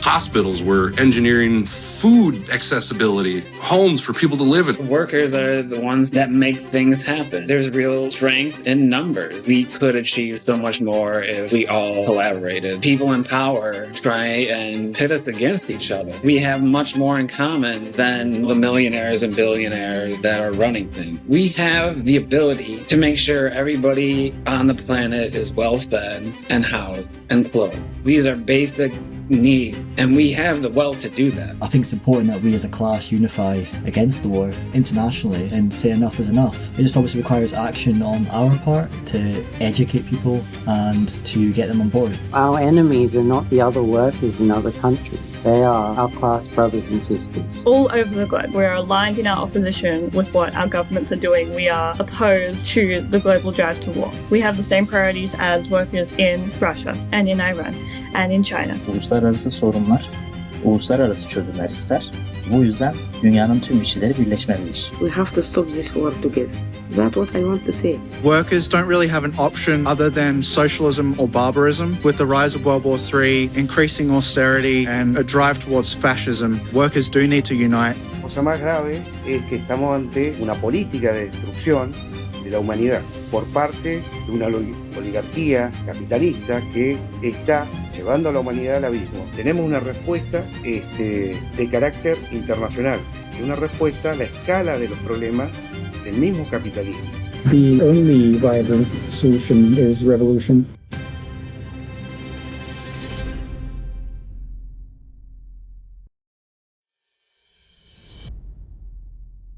"100 years ago, almost to the day, a deep economic and political crisis of British imperialism erupted into the general strike of 1926. This historic struggle whose immediate cause was the question of who would decide the fate of Britain's mining industry, the workers or the capitalists, posed a direct and revolutionary threat to the capitalist state at the heart of the largest empire the world had ever seen. But the general strike was betrayed by the trade union leaders and the Labour Party after just 9 days. From the essential standpoint of revolutionary political leadership, it was the Stalinist bureaucracy in the Soviet Union which was responsible for the defeat of 1926, replacing the struggle for world socialist revolution with a search for opportunist alliances to preserve socialism in one country. The consequences were catastrophic, including the drowning of the 1927 Chinese Revolution in blood. Within 4 years of the general strike's defeat, the world had been plunged into the Great Depression. Within 7, the Nazi Party was in power in Germany. Within 14, the Second World War had begun. Today we confront fundamentally the same issues, and far more urgently. The first conflicts of a third global war are already being fought. The world economy, laden with debt, is teetering on the edge of a crash. The far right are in power, or are the leading electoral challengers for power in country after country. Britain is like a ship tossed about in this storm, pulled between the US and Europe, dwindling on the international stage. The British ruling class is seeking victories abroad to stabilize its position. It is dragging the country into the maelstrom of the war against Russia and the whirlpool of the war on Iran, Lebanon, and Gaza, hoping for a share of the spoils. However, imperial nostalgia for the violence wielded against these regions in the past cannot substitute for the economic and military power British capitalism has lost. Instead, it must be made up through an assault on the living standards of the working class, unprecedented in its brutality. Turn welfare spending into warfare spending. That is the rallying cry of the ruling class.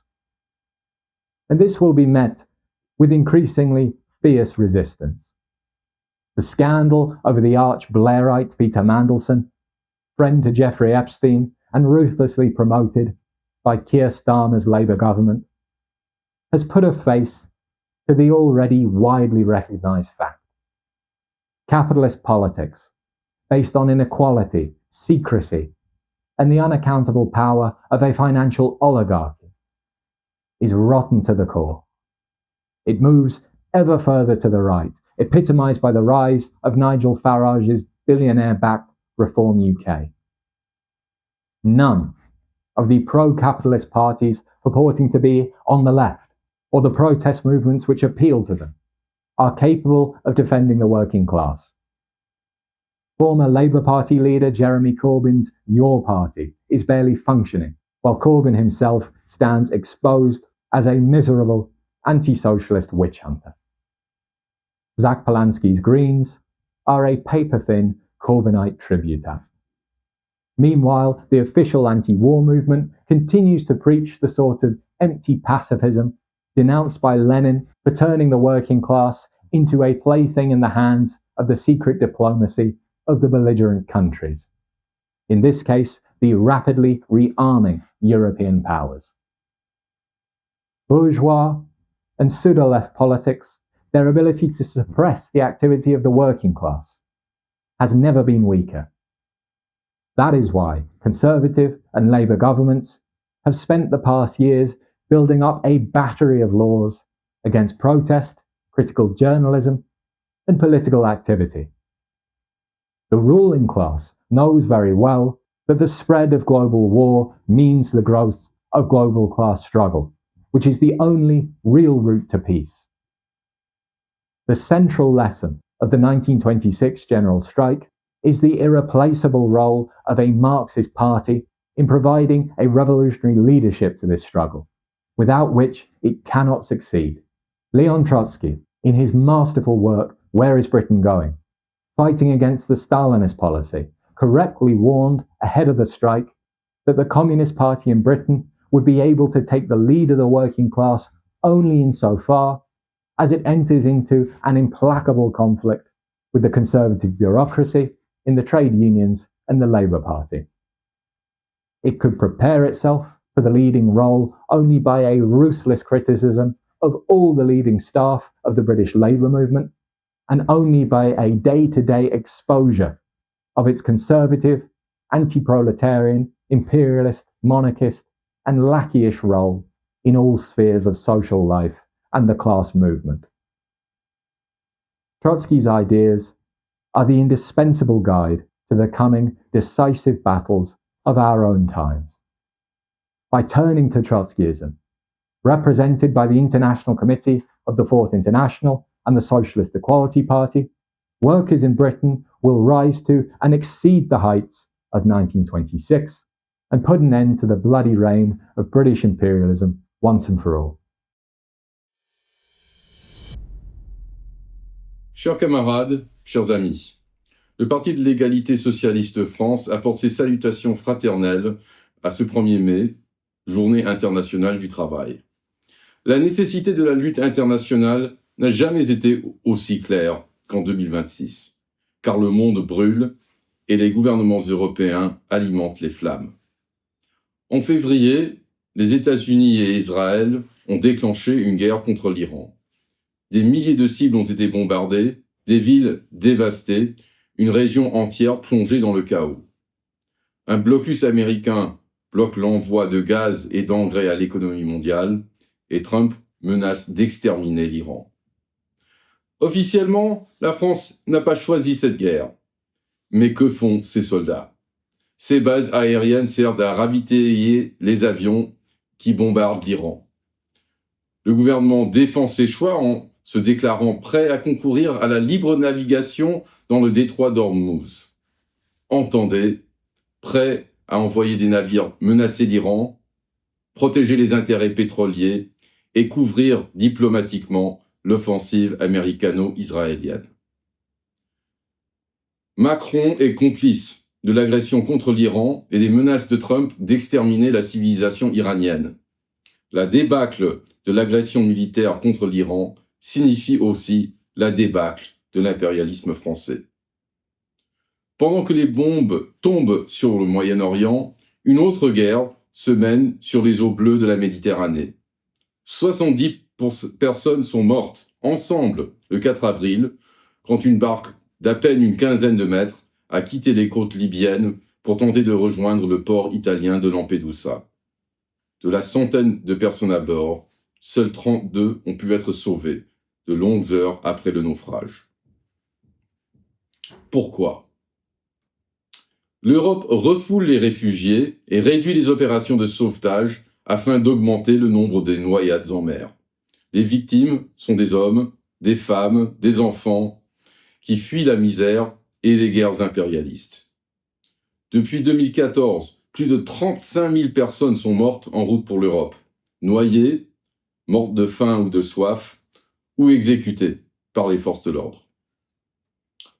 En Libye, des gardes-côtes financés par les impôts européens ramènent de force les réfugiés de la mer dans des camps où ils sont torturés, violés ou vendus en tant qu'esclaves.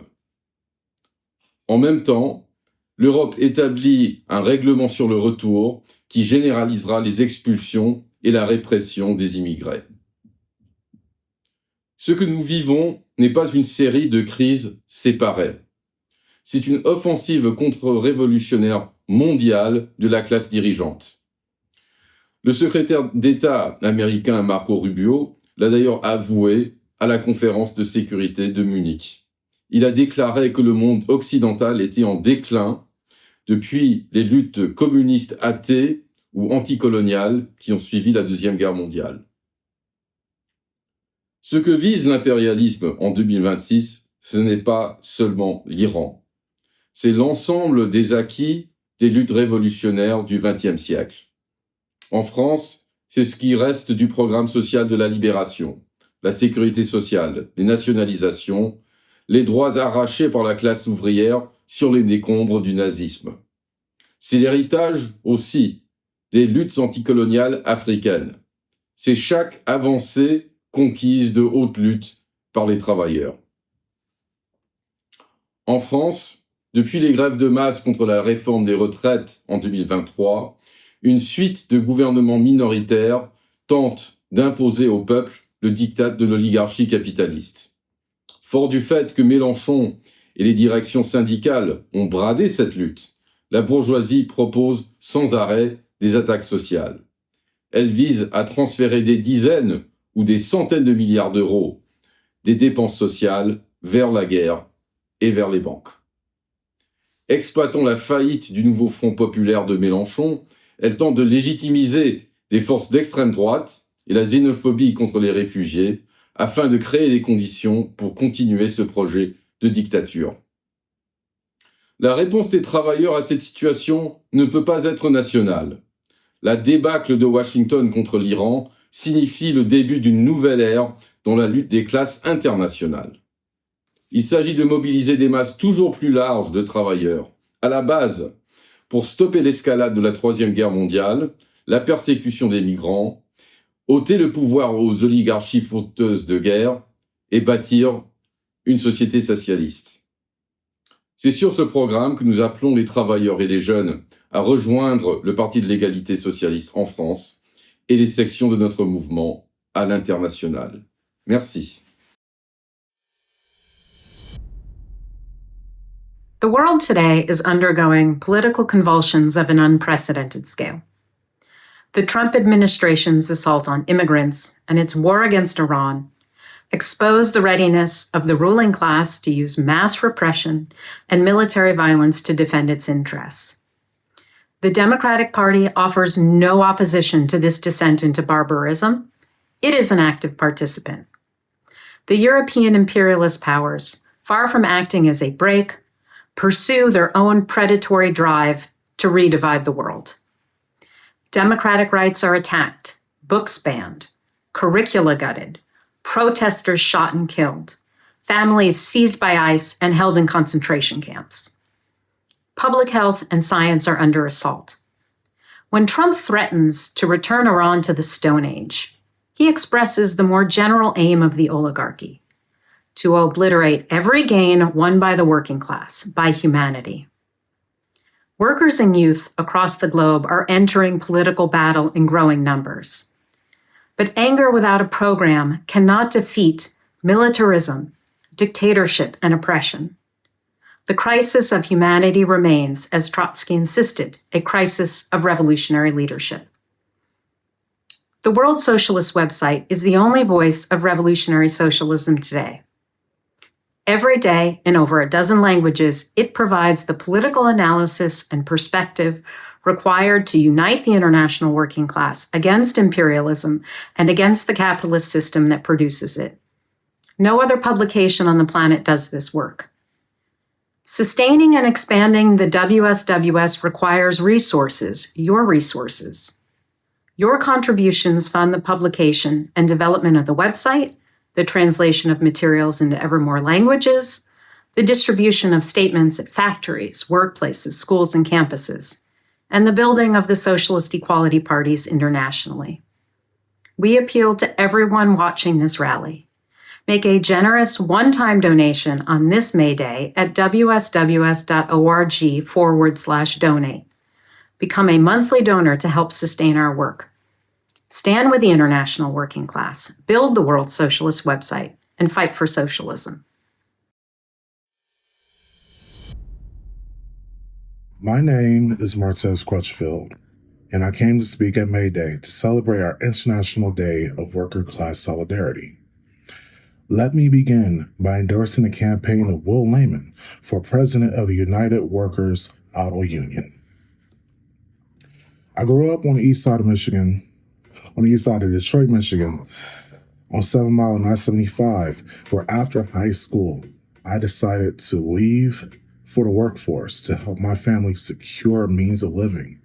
And after 10 years, I came to work for Ford Motor Company, where I joined my family's fifth generation at working at the Ford Rouge plant in Dearborn, Michigan.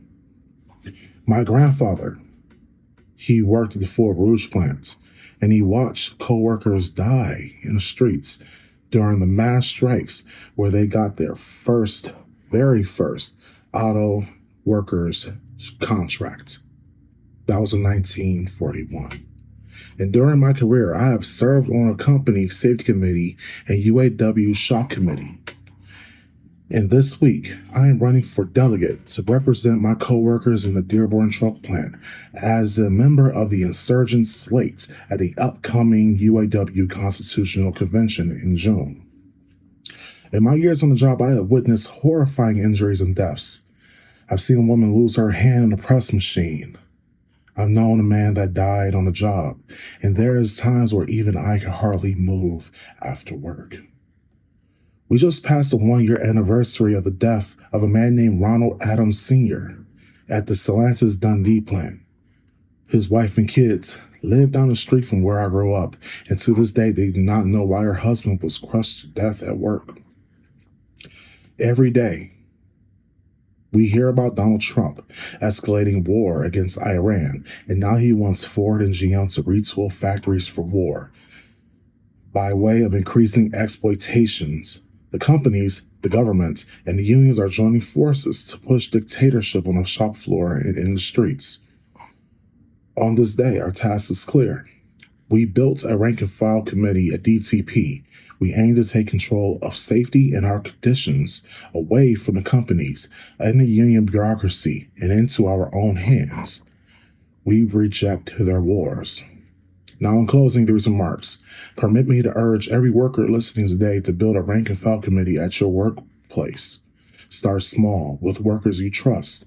Support Will Lehman campaign and affiliate with the International Workers Alliance of Rank and File Committees. To learn more, go to Will's campaign website, willforuawpresident.org.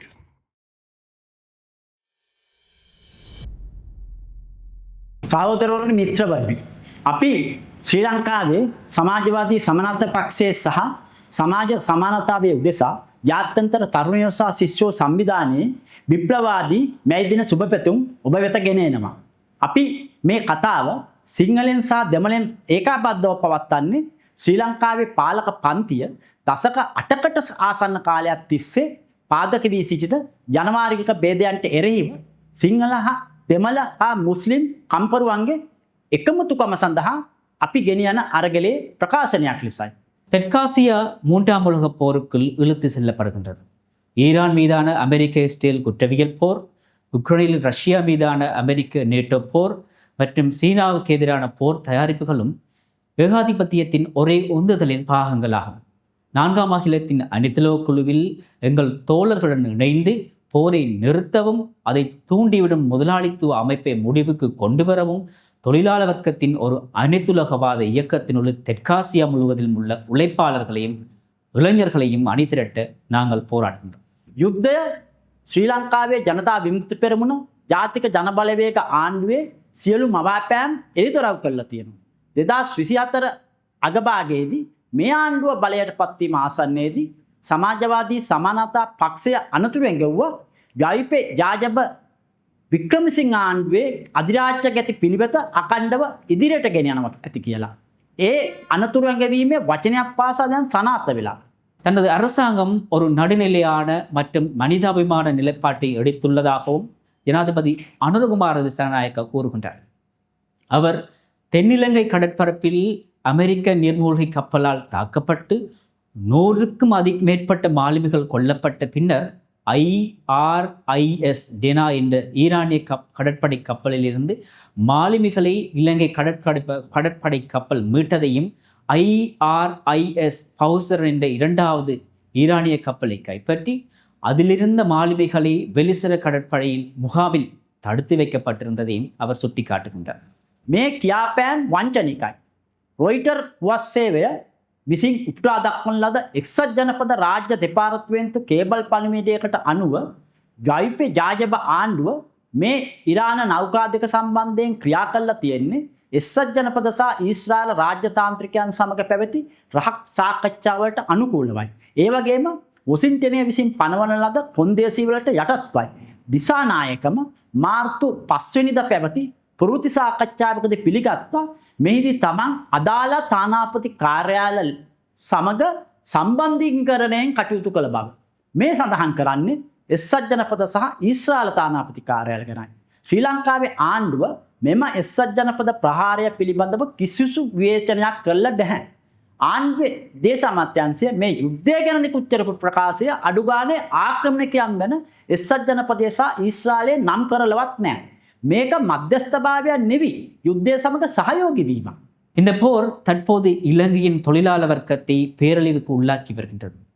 பிப்ரவரி 28 முதல் எரிபொருள் விலைகள் 26 முதல் 33%, போக்குவரத்து கட்டணங்கள் 12%, ஏழைகளின் எரிபொருளான மண்ணெண்ணெயின் விலை 30% உயர்ந்துள்ளன. இலங்கை மின்சார சபை குறைந்தபட்சம் 13% கட்டண உயர்வை கோரியுள்ளது. அரசாங்கம் 2022 நெருக்கடியின் போது அமுல்படுத்தப்பட்ட QR குறியீட்டு எரிபொருள் பங்கீட்டு முறையை மீண்டும் அமுல்படுத்தியுள்ளதுடன் டீசலை சேமிப்பதற்காக ஒவ்வொரு புதன்கிழமையையும் அரச விடுமுறையாக அறிவித்தது. உணவுப் பொருட்களின் விலை 15% உயர்ந்துள்ளது. 36% உர இறக்குமதிகள் ஹோமோஸ் நீரிணை வழியாக நடைபெறுவதாகவும் கீழ் நிறுவனம் மதிப்பிட்டுள்ளது. JVP-NPP அரசாங்கம் போரின் பொருளாதார தாக்கத்தின் சுமையை உழைக்கும் வர்க்கத்தின் மீது சுமத்தி விக்ரமசிங்க திணித்த சர்வதேச நாணய நிதியத்தின் சிக்கன நடவடிக்கைகளை மேலும் ஆழப்படுத்தியுள்ளது. නිල විපාර්ශය පිළිවෙත මොකක්ද? සමගි ජන බලවේගයේ නායක සජිත් ප්‍රේමදාස පාර්ලිමේන්තුවෙන් ඉල්ලා සිටියා දෙපාර්ශ්වයම හෙලා දකින්න කියලා. එමගින් ඔහු ආක්‍රමණිකයන් වෙන එක්සත් ජනපද අධිරාජ්‍යවාදයේ සහ ඊශ්‍රායලයත් එක්සත් ජනපද මිලිටරි ඉලක්කවලට ඉරානය එල්ල කළ ප්‍රතිප්‍රහාරත් සමාන කරනවා. ඒක යුද්ධයට විරුද්ධ වීමක් නෙවෙයි. යුද්ධයට දේශපාලන ආවරණය සැපීමක්. ප්‍රේමදාස සහ ඔහුගේ සගයෝ වික්‍රමසිංහ නායකත්වය දෙන UMP ආණ්ඩුවල ඉන්නකොට චීනයට එරි එක්සත් ජනපද ප්‍රහාරාත්මක ව්‍යාපාරයට ශ්‍රී ලංකාව ඒකාග්‍ර කරන්න දායක වුණා. தமிழ் முதலாளித்துவ கட்சிகள் இன்னும் மௌனம் காத்து வருகின்றன. அவர்கள் பேசிய இடங்களிலெல்லாம் போருக்கு ஆதரவாகவே பேசியுள்ளனர். மார்ச் 6 அன்று இலங்கை தமிழரசு கட்சி உறுப்பினர் சிவஞானம் ஸ்ரீதரன் வடக்கிலும் கிழக்கிலும் உள்ள தமிழ் மக்களுக்கு எதிராக கொழும்பு நடத்திய தசாப்த கால போர் ஒரு மனிதாபிமான நடவடிக்கை என்றால் ஈரான் மீதான அமெரிக்க போரும் நியாயம்தானே என்று பாராளுமன்றத்தில் கூறினார். சிங்கள அல்லது தமிழ் இனவாதமும் தேசியவாதமும் ஏகாதிபத்தியத்திற்கு அடிபணிவதிலேயே முடிவடைகின்றது. ඉන්දියාවේ මෝදි ආණ්ඩුවක් ඊට නෝඩුව ආකාරයකින් වොසින්ටනයත් එක්ක විරුතෝ පෙළ ගැහිලා ඉන්නවා. අයිරිස් දෙනා නෞකාව ප්‍රහාරයට ලක් වුණේ ඉන්දියාවේ ආරාධනය පරිදි එරට විසාකපට්ටනම් නගරයේ පැවැත්වුණු ජාත්‍යන්තර නාවික සංදර්ශනයකට සහභාගී වෙලා ආපහු සිය රට යන අතරතුරේදී. ඒත් මෝදි ආණ්ඩුව ඒ සම්බන්ධයෙන් පිරිසුදු ප්‍රකාශයක් කළා නැහැ. යුද්ධය ආරම්භ වීමට ආසන්නයේදී මෝදි ඊශ්‍රායලයේ සංචාරකයේ දිලා නෙතන්යාහුව වැළඳගත්තා. ඉන්දියාව දැන් චීනයට එරෙහි එක්සත් ජනපද යුද දාවනයේ පෙරමුණේ රාජ්‍යයක්. ஆனால் இந்திய தொழிலாளர் வர்க்கம் பதிலளிக்க தொடங்கியுள்ளது. ஏப்ரல் 10 முதல் டெல்லியை சுற்றியுள்ள தேசிய தலைநகர் பிராந்தியத்தில் போரினால் ஏற்பட்ட விலை உயர்வுக்கு எதிராக பல்லாயிரக்கணக்கான தொழில்துறை தொழிலாளர்கள் வேலை நிறுத்தத்தில் ஈடுபட்டனர். இதற்கு பிரதிபலித்த மோடி அரசாங்கம் பெருமளவிலான போலீஸ் அடக்குமுறையை கட்டவிழ்த்துவிட்டு நூற்றுக்கணக்கானோரை கைது செய்து தொழிலாளர்களை நக்சல் மற்றும் பாகிஸ்தானுடன் தொடர்புடையவர்கள் என்று முத்திரை குத்தியது. ஸ்டாலினிச தொழிற்சங்கங்களான CIDU மற்றும் AIDUC ஆகியவை இந்த வேலை நிறுத்தங்களை அதிகாரத்துவத்தின் கட்டுப்பாட்டுக்குள் கொண்டு வர முயற்சிக்கின்றன. பிலிப்பைன்ஸ் முதல் வடக்கு அயர்லாந்து வரை இதை போன்ற போராட்டங்கள் வெடித்து வருகின்றன. சர்வதேச தொழிலாளர் வர்க்கம் அரசியல் களத்திற்குள் நுழைந்து வருகின்றன. පෙරටුගාමී සමාජවාදී පක්ෂය ශ්‍රී ලංකාව ඇතුලේ ව්‍යාජ වමේ ක්‍රියාකලාපය ඉටු කරනවා. ඔවුන් මේ කම්පරුපන්තික විරුද්ධත්වය ධනේශ්වර රාජ්‍ය දෙසට අපසරණය කිරීමට කටයුතු කරනවා. මාර්තු 5 වෙනිදා පැවැත්වුණු ප්‍රවෘත්ති සාකච්ඡාවකදී පෙරටුගාමී සමාජවාදී පක්ෂයේ නායකයෙක් වන දුමින්ද නාගම්ව ගවිපේ ජාජබාන්වෙන් මෙසේ ඉල්ලා සිටියා. එක්සත් ජනපදයේ පැත්තවත් චීනයේ පැත්තවත් ගන්න එපා. ඕන් දෙකොල්ලම එකම සීසෝවේ දෙපැත්තේ වාඩිලා ඉන්නේ. අපි ආණ්ඩුවට කියනවා මේ යුද්ධයේදී නොබදි පිළිවෙතක් අනුගමනය කරන්න කියලා. මේ ප්‍රකාශය මගින් පෙරටුගාමී සමාජවාදී පක්ෂය කරන්නේ සමූලෝත්පාටන යුද්ධයක් ගෙන යන එක්සත් ජනපද අධිරාජ්‍යවාදයක් අධිරාජ්‍යවාදී බලයක් නොවන ඒ අධිරාජ්‍යවාදී යුද ධාවනයේ ප්‍රධාන ඉලක්කය වන චීනයක් එකම තලයට තැබීම. මේක අධිරාජ්‍ය විරෝධය නෙවී ඒකේ ප්‍රතිවිරුද්ධයයි. පෙරටුගාමී සමාජවාදී පක්ෂය ක්‍රියා කරන්නේ කම්පරු පන්තිය ජනතා විමුක්ති පෙරමුණු ජාතික ජනබලවේග ආණ්ඩුවට ගැස ගන්නයි. ඒ හරහා අධිරාජ්‍යවාදයට ගැට ගසන්නයි. இந்த ஒட்டுமொத்த அரசியல் ஸ்தாபனத்துக்கும் எதிராக சோசலிச சமத்துவ கட்சியும் ஐஒஎஸ்எஸ்சியும் தொழிலாளர் வர்க்கத்தின் அரசியல் சுயாதீனத்திற்காக போராடுகிறது. இன்று சிங்களத்திலும் தமிழிலும் பேசுவதன் மூலம் நாம் பிரகடனப்படுத்தும் இந்த ஐக்கியத்தை ஒவ்வொரு நாட்டின் ஆளும் வர்க்கத்திற்கும் அவர்களுக்கு பின்னால் உள்ள ஏகாதிபத்திய சக்திகளுக்கும் எதிராக இலங்கையில் உள்ள சிங்கள தமிழ் மற்றும் முஸ்லிம் தொழிலாளர்கள் தெற்காசியா முழுவதிலும் உள்ள தொழிலாளர்களுடன் இணைந்து போராட வேண்டும். அதன் மூலம் இதை கட்டியெழுப்ப வேண்டும். මේ රැලිය නරඹන සෑම කම්පරුවෙක්ගෙන්ම තරුණයෙක්ම අපි ඉල්ලා සිටින්නේ සමාජවාදී සමානතා පක්ෂයට සහ සමාජ සමානතාවයේ උදෙසා ජාත්‍යන්තර තරුණයෝ සහ ශිෂ්‍යයෝ සංවිධානයට බැඳෙන ලෙසයි. හතරවන ජාත්‍යන්තරයේ ජාත්‍යන්තර කමිටුවේ ක්‍රියාමාර්ගය අධ්‍යයනය කරන ලෙසයි. ක්‍රියාකාරී කමිටුවල ජාත්‍යන්තර කම්පරු සන්ධානයේ කොටසක් ලෙස ක්‍රියාකාරී කමිටු ගොඩනගන ලෙසයි. சர்வதேச சோசலிசம் வாழ்க, 4ஆம் அகிலம் வாழ்க. This May Day 2026, on behalf of the Socialist Equality Party in Australia, I extend our revolutionary greetings to all workers and young people internationally. The war against Iran is a turning point in world politics. That is demonstrated by the fact that all of the imperialist powers are involved, including Australia, which was once presented as far away and distant from global geopolitical developments. The Trump administration is determined to use whatever means necessary to overcome American imperialism's declining hegemony by subjugating or, if need be, eradicating the countries and forces that stand in its way. What it has been unable to achieve through economic strength, it attempts to achieve through military force.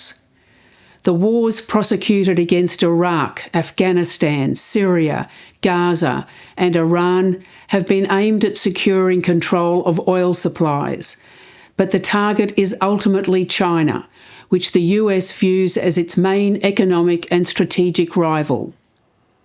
The Australian Labor government has been among the most rapid and explicit supporters of the strikes on Iran. Australian facilities such as Pine Gap and other joint bases integrated into the US war machine have provided targeting and intelligence for bombs and missiles raining down on the people of Iran. Labor's support for the war underway is inseparable from its backing for US militarism globally, above all against China. It is lining up the Australian landmass and its population with plans for full-scale war by America against China, which would spell nuclear catastrophe. This is being carried out under conditions where almost 70% of the population opposes Israel's annihilation of Gaza and 72% oppose the war against Iran. That only highlights the gulf between the program of the government and the working class. The opposition to war extends to the other war, the one being waged by the Labor government on behalf of the capitalist class against the working class. Labor has increased annual military spending since 2022 from $48 billion to $60 billion. In April, it announced another $53 billion for the next decade. The AUKUS nuclear submarine program will cost $368 billion over 30 years. How is this massive increase in war to be paid for? The government has answered this question in the lead-up to the May budget. It announced the greatest cut to a government program ever.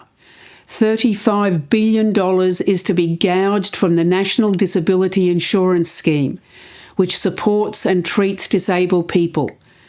This is only the start of the cuts, with 160,000 people to be thrown off the scheme and 16% of payments to others to be slashed. This will result in misery, destitution, homelessness, and premature deaths. And this is just one program. All social programs will be cut in the budget to be brought down in a few weeks. The full brunt of the capitalist crisis will be placed onto the working class amid a surge in the cost of living. With warnings of a recession looming, the real level of unemployment is already 10.5%, with underemployment at 10.4%. That means 20% of the population cannot find work or aren't given enough hours to get by. The social crisis is fueling a political crisis. For the first time in history, the two parties of the Australian capitalist class are disintegrating. In the 2025 federal election, the Liberal Party received its lowest vote since it was formed in 1944. Labor, however, was not the beneficiary, returning to office with its second lowest winning vote since 1901. Amid the collapse of the Liberals, sections of the ruling elite are turning to the far-right anti-immigrant One Nation Party. It is substantially funded by Gina Rinehart, Australia's richest individual and a MAGA supporter. That is a warning of preparations for dictatorial and authoritarian measures. But already such measures are being carried out by Labor. It has passed legislation to illegalise political organisations for supposed hate speech and is overseeing a drive to ban protests and such slogans as "Globalise the Intifada" and "From the River to the Sea." This has nothing to do with combating anti-Semitism, but is about repressing popular opposition in preparation for war. The working class has a long history of opposition to war, from the defeat of 2 conscription referenda in World War I to opposition to the wars in Vietnam, Iraq and Gaza. Every week there have been protests against the Gaza genocide, with hundreds of thousands participating over the last 2 years. The lesson is that protest alone, appealing to the very governments carrying out the war crimes, is a futile and bankrupt perspective. It must be the working class that is mobilised in rank-and-file committees, independent of the corporatised trade unions that are aligned with the pro-war Labor government and big business. These committees would unite workers and organise opposition to war and attacks on workers' rights and conditions. We are seeing the collapse not just of a country, but of an entire system. It is up to the working class, armed with a revolutionary perspective, to put an end to that system, halt the descent into barbarism, and ensure the socialist future of humanity. Thank you. The Socialist Equality Group extends revolutionary greetings to everyone joining this rally from across the Pacific region, which is being plunged into economic crisis by the illegal US-Israeli war against Iran. Many Pacific countries are geographically isolated and impoverished and depend almost entirely on diesel to generate electricity. In Papua New Guinea, where over half the population lives in poverty, diesel prices have risen by as much as 70%. The imperialist powers are anticipating a resurgence of popular unrest. Thousands of French riot police continue to occupy New Caledonia, 2 years after violently suppressing a mass uprising against social inequality and colonial rule. The Pacific is being militarized and dragged into the far-advanced plans for war against China. New Zealand, an imperialist power allied to the United States, has strengthened its colonial grip on the Cook Islands by imposing an agreement which gives the New Zealand military unimpeded access to the archipelago and restricts the Cook Islands' ability to make commercial deals with China. During the 20th century, the New Zealand ruling class sent tens of thousands of youth to fight and die in 2 world wars, to secure British and American support for its own imperialist ventures in the Pacific. As the Third World War rapidly escalates, the National Party-led government is determined not to be excluded from the violent redivision of markets and resources. Prime Minister Christopher Luxon and Foreign Minister Winston Peters endorsed the US and Israel's unprovoked assault on Iran, claiming that it was being done to defend, quote, international peace and security. When Minister Peters visited Washington in April, he refused to condemn Donald Trump's genocidal threats to bomb Iran back to the Stone Ages and to destroy its civilization. For the working class in New Zealand, the war is intensifying a profound social crisis. Annual inflation is expected to climb from 3.1% to nearly 5% by the middle of the year. Food prices have risen by almost 5% and electricity by 12% already in just 1 year. Real wages are falling, while mass layoffs have driven combined unemployment and underemployment above 10%. 500,000 people, 1 in 10, rely on food banks, and 1 in 5 children lives in poverty. 100,000 people are effectively homeless. The Deputy Prime Minister, David Seymour, leader of the far-right ACT Party, has recently dismissed the crisis with the claim that poor and homeless people, quote, are living like kings and queens compared with most places and most times in history. The ruling class is seeking to eviscerate public services and workers' living standards so that it can funnel more money into corporate profits and to expand the military. The government has pledged to double military spending, which has the support of the opposition Labour Party and the Public Service Association, the largest trade union. The working class is attempting to fight back. Last October, over 100,000 teachers and healthcare workers held a one-day strike, the largest in New Zealand's history since 1979. The Socialist Equality Group, however, warned that as long as the union bureaucracy remained in control, it would collude with the state to isolate and to betray these struggles. In recent months, the unions have imposed wage cuts on thousands of workers who joined the mega strike. To carry out a real fight against austerity and militarism, workers must build rank-and-file committees that they themselves control. They must unite with workers in Australia and across the Pacific in a consciously socialist movement. Building such a movement requires a political struggle against all the pseudo-left organisations of the upper middle class which seek to subordinate workers and youth to the Labour Party and its allies, which have no fundamental differences with the government's agenda. Socialist Aotearoa has invited Labour and Green Party members and union officials to address its public gatherings and fraudulently posture as anti-war. Its leader, Joe Carolan, declares that, quote, to get rid of this right-wing government in the November election, we're going to need Labour. Socialist Aotearoa and the International Socialist Organisation supported the Labour government of Jacinda Ardern, a coalition that included the Greens and the right-wing nationalist New Zealand First Party.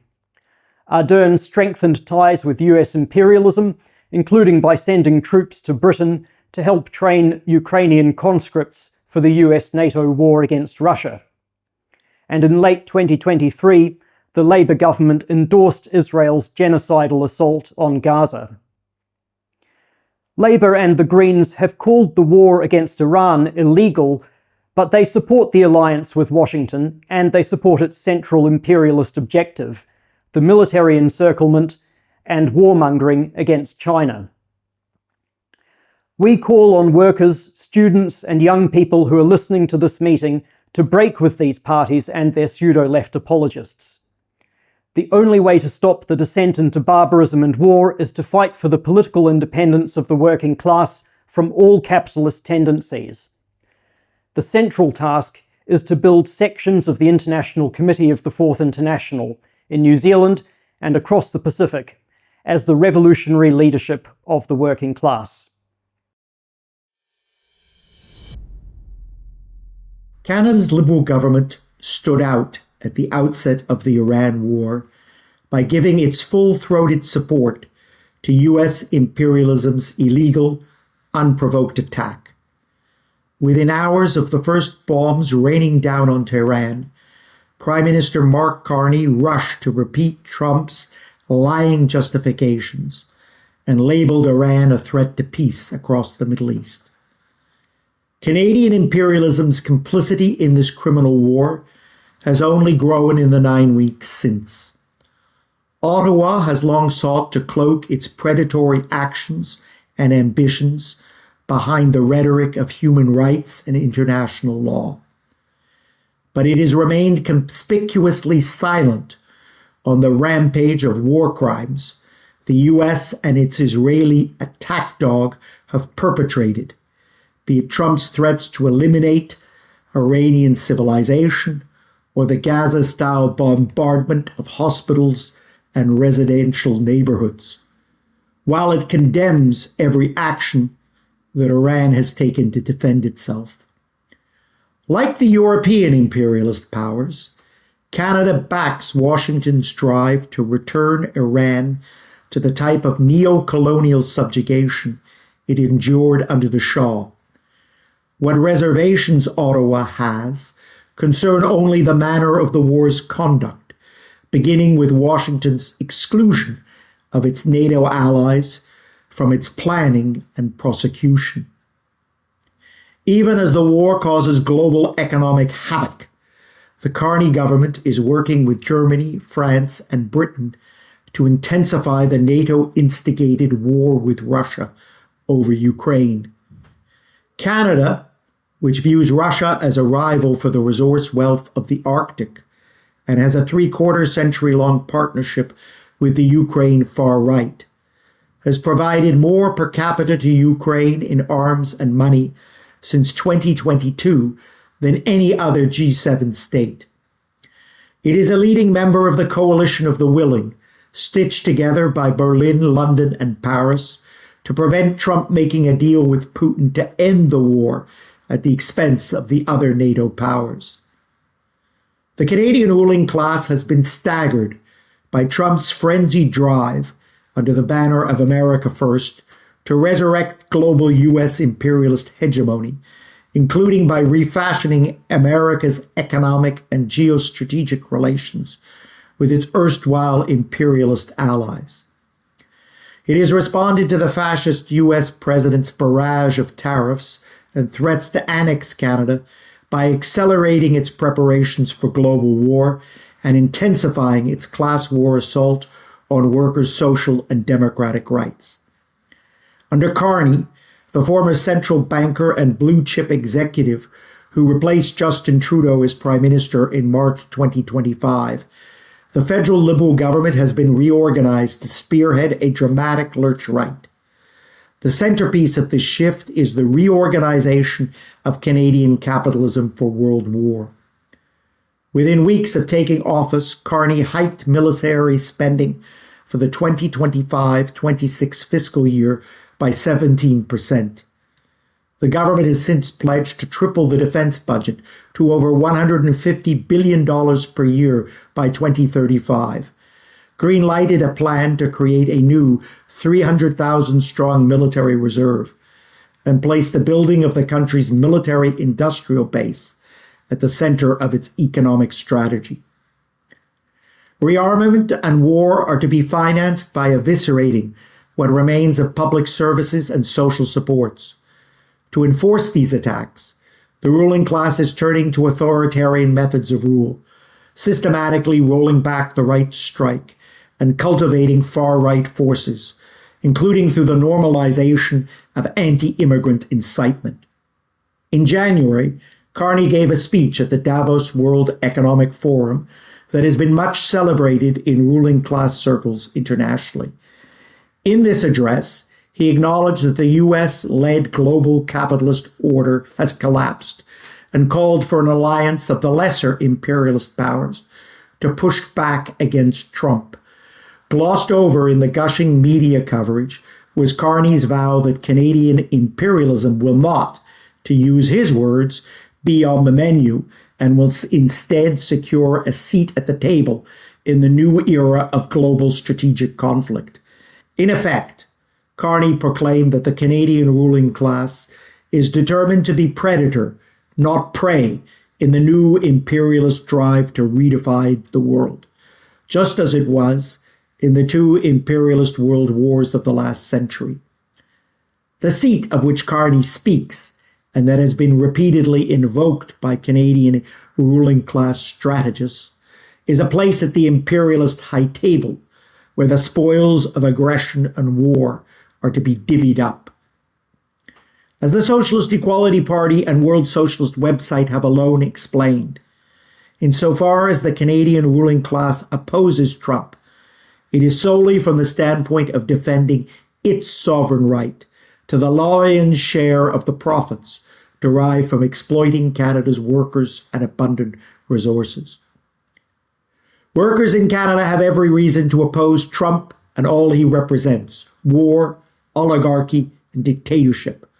But they can do so only by opposing all the rival factions of the Canadian bourgeoisie and all their political representatives, from the pro-MAGA Alberta separatists and the ethno-chauvinists of the Parti Québécois to the Carney government and the flag-waving and increasingly vocally pro-war union bureaucrats, and by uniting their struggles with workers in the United States, Mexico, and internationally in an offensive for workers' power and socialism. The fight for the working class to make socialist internationalism the axis of its struggles is first and foremost a fight against the corporatist trade union apparatuses, their allies in the Social Democratic NDP, and their pseudo-left advocates and defenders. For years, these forces propped up right-wing minority liberal governments, claiming they were a progressive alternative to the conservatives, while systematically suppressing working class struggles, including a massive strike wave from 2022 through 2024. Now they are agitating for national unity in the tariff and developing war and whipping up Canadian and Quebec nationalism. They thus systematically divide Canadian workers from their class brothers and sisters across North America and around the world, while providing the ruling class with the political cover and support it needs to pursue its agenda of austerity and war. Recognizing that the working class is on a collision course with the Carney government, sections of the labor bureaucracy and pseudo-left are now seeking to rebrand the NDP under its new leader, the self-avowed left populist and fervent Canadian nationalist A.V. Lewis. This is a miserable fraud aimed at keeping the working class trapped within the confines of establishment politics. Lewis postures as anti-war, but he hailed Carney's Davos speech and supports Canada's leading role in the war on Russia. He condemns the Iran war, yet works with the trade union bureaucracy to block the mobilization of the working class against the war and promotes the lie that Canadian imperialism can be a force for peace in world affairs. On this May Day 2026, the Socialist Internationalist battle cry, "Workers of the world unite," must resound across the world as never before. Only the united revolutionary action of the international working class can halt the developing world war, defeat the fascist threat, and place society's wealth at the service of all humanity. My message for the Iranian people are, the Americans don't want this war. I'd like to say that to the people of Iran, this war is not legitimate. This is from our government, not from the people. Our hearts are with you. We don't want this war. This is happening against the will of the American people. I feel the war in Iran is illegal and immoral. I don't wish this upon them, and I wish that we weren't there because there's no reason for it. More of our money is being sent overseas to kill innocent people. I strongly denounce what Trump and this government are currently doing against the Iranian people. The Democrats are the second largest political party in America, and they haven't done shit.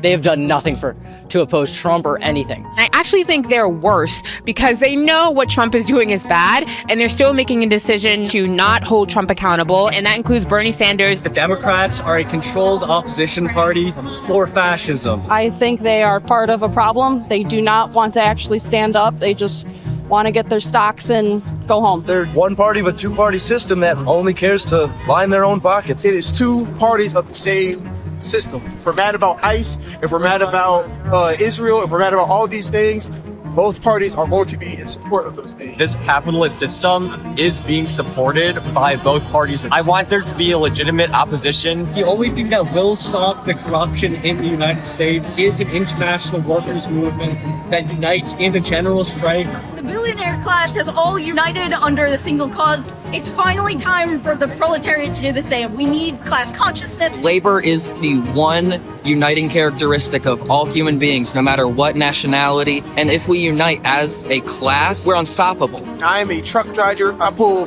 containers straight out of the port right here in Norfolk. If every single trucker stopped going into these ports, stopped pulling out these containers out of there, all the corporations within a 200-mile radius will cease to exist. Everything is at stake for the working class. If the working class can come together and organize against a very few, very wealthy individuals, I think we can do it.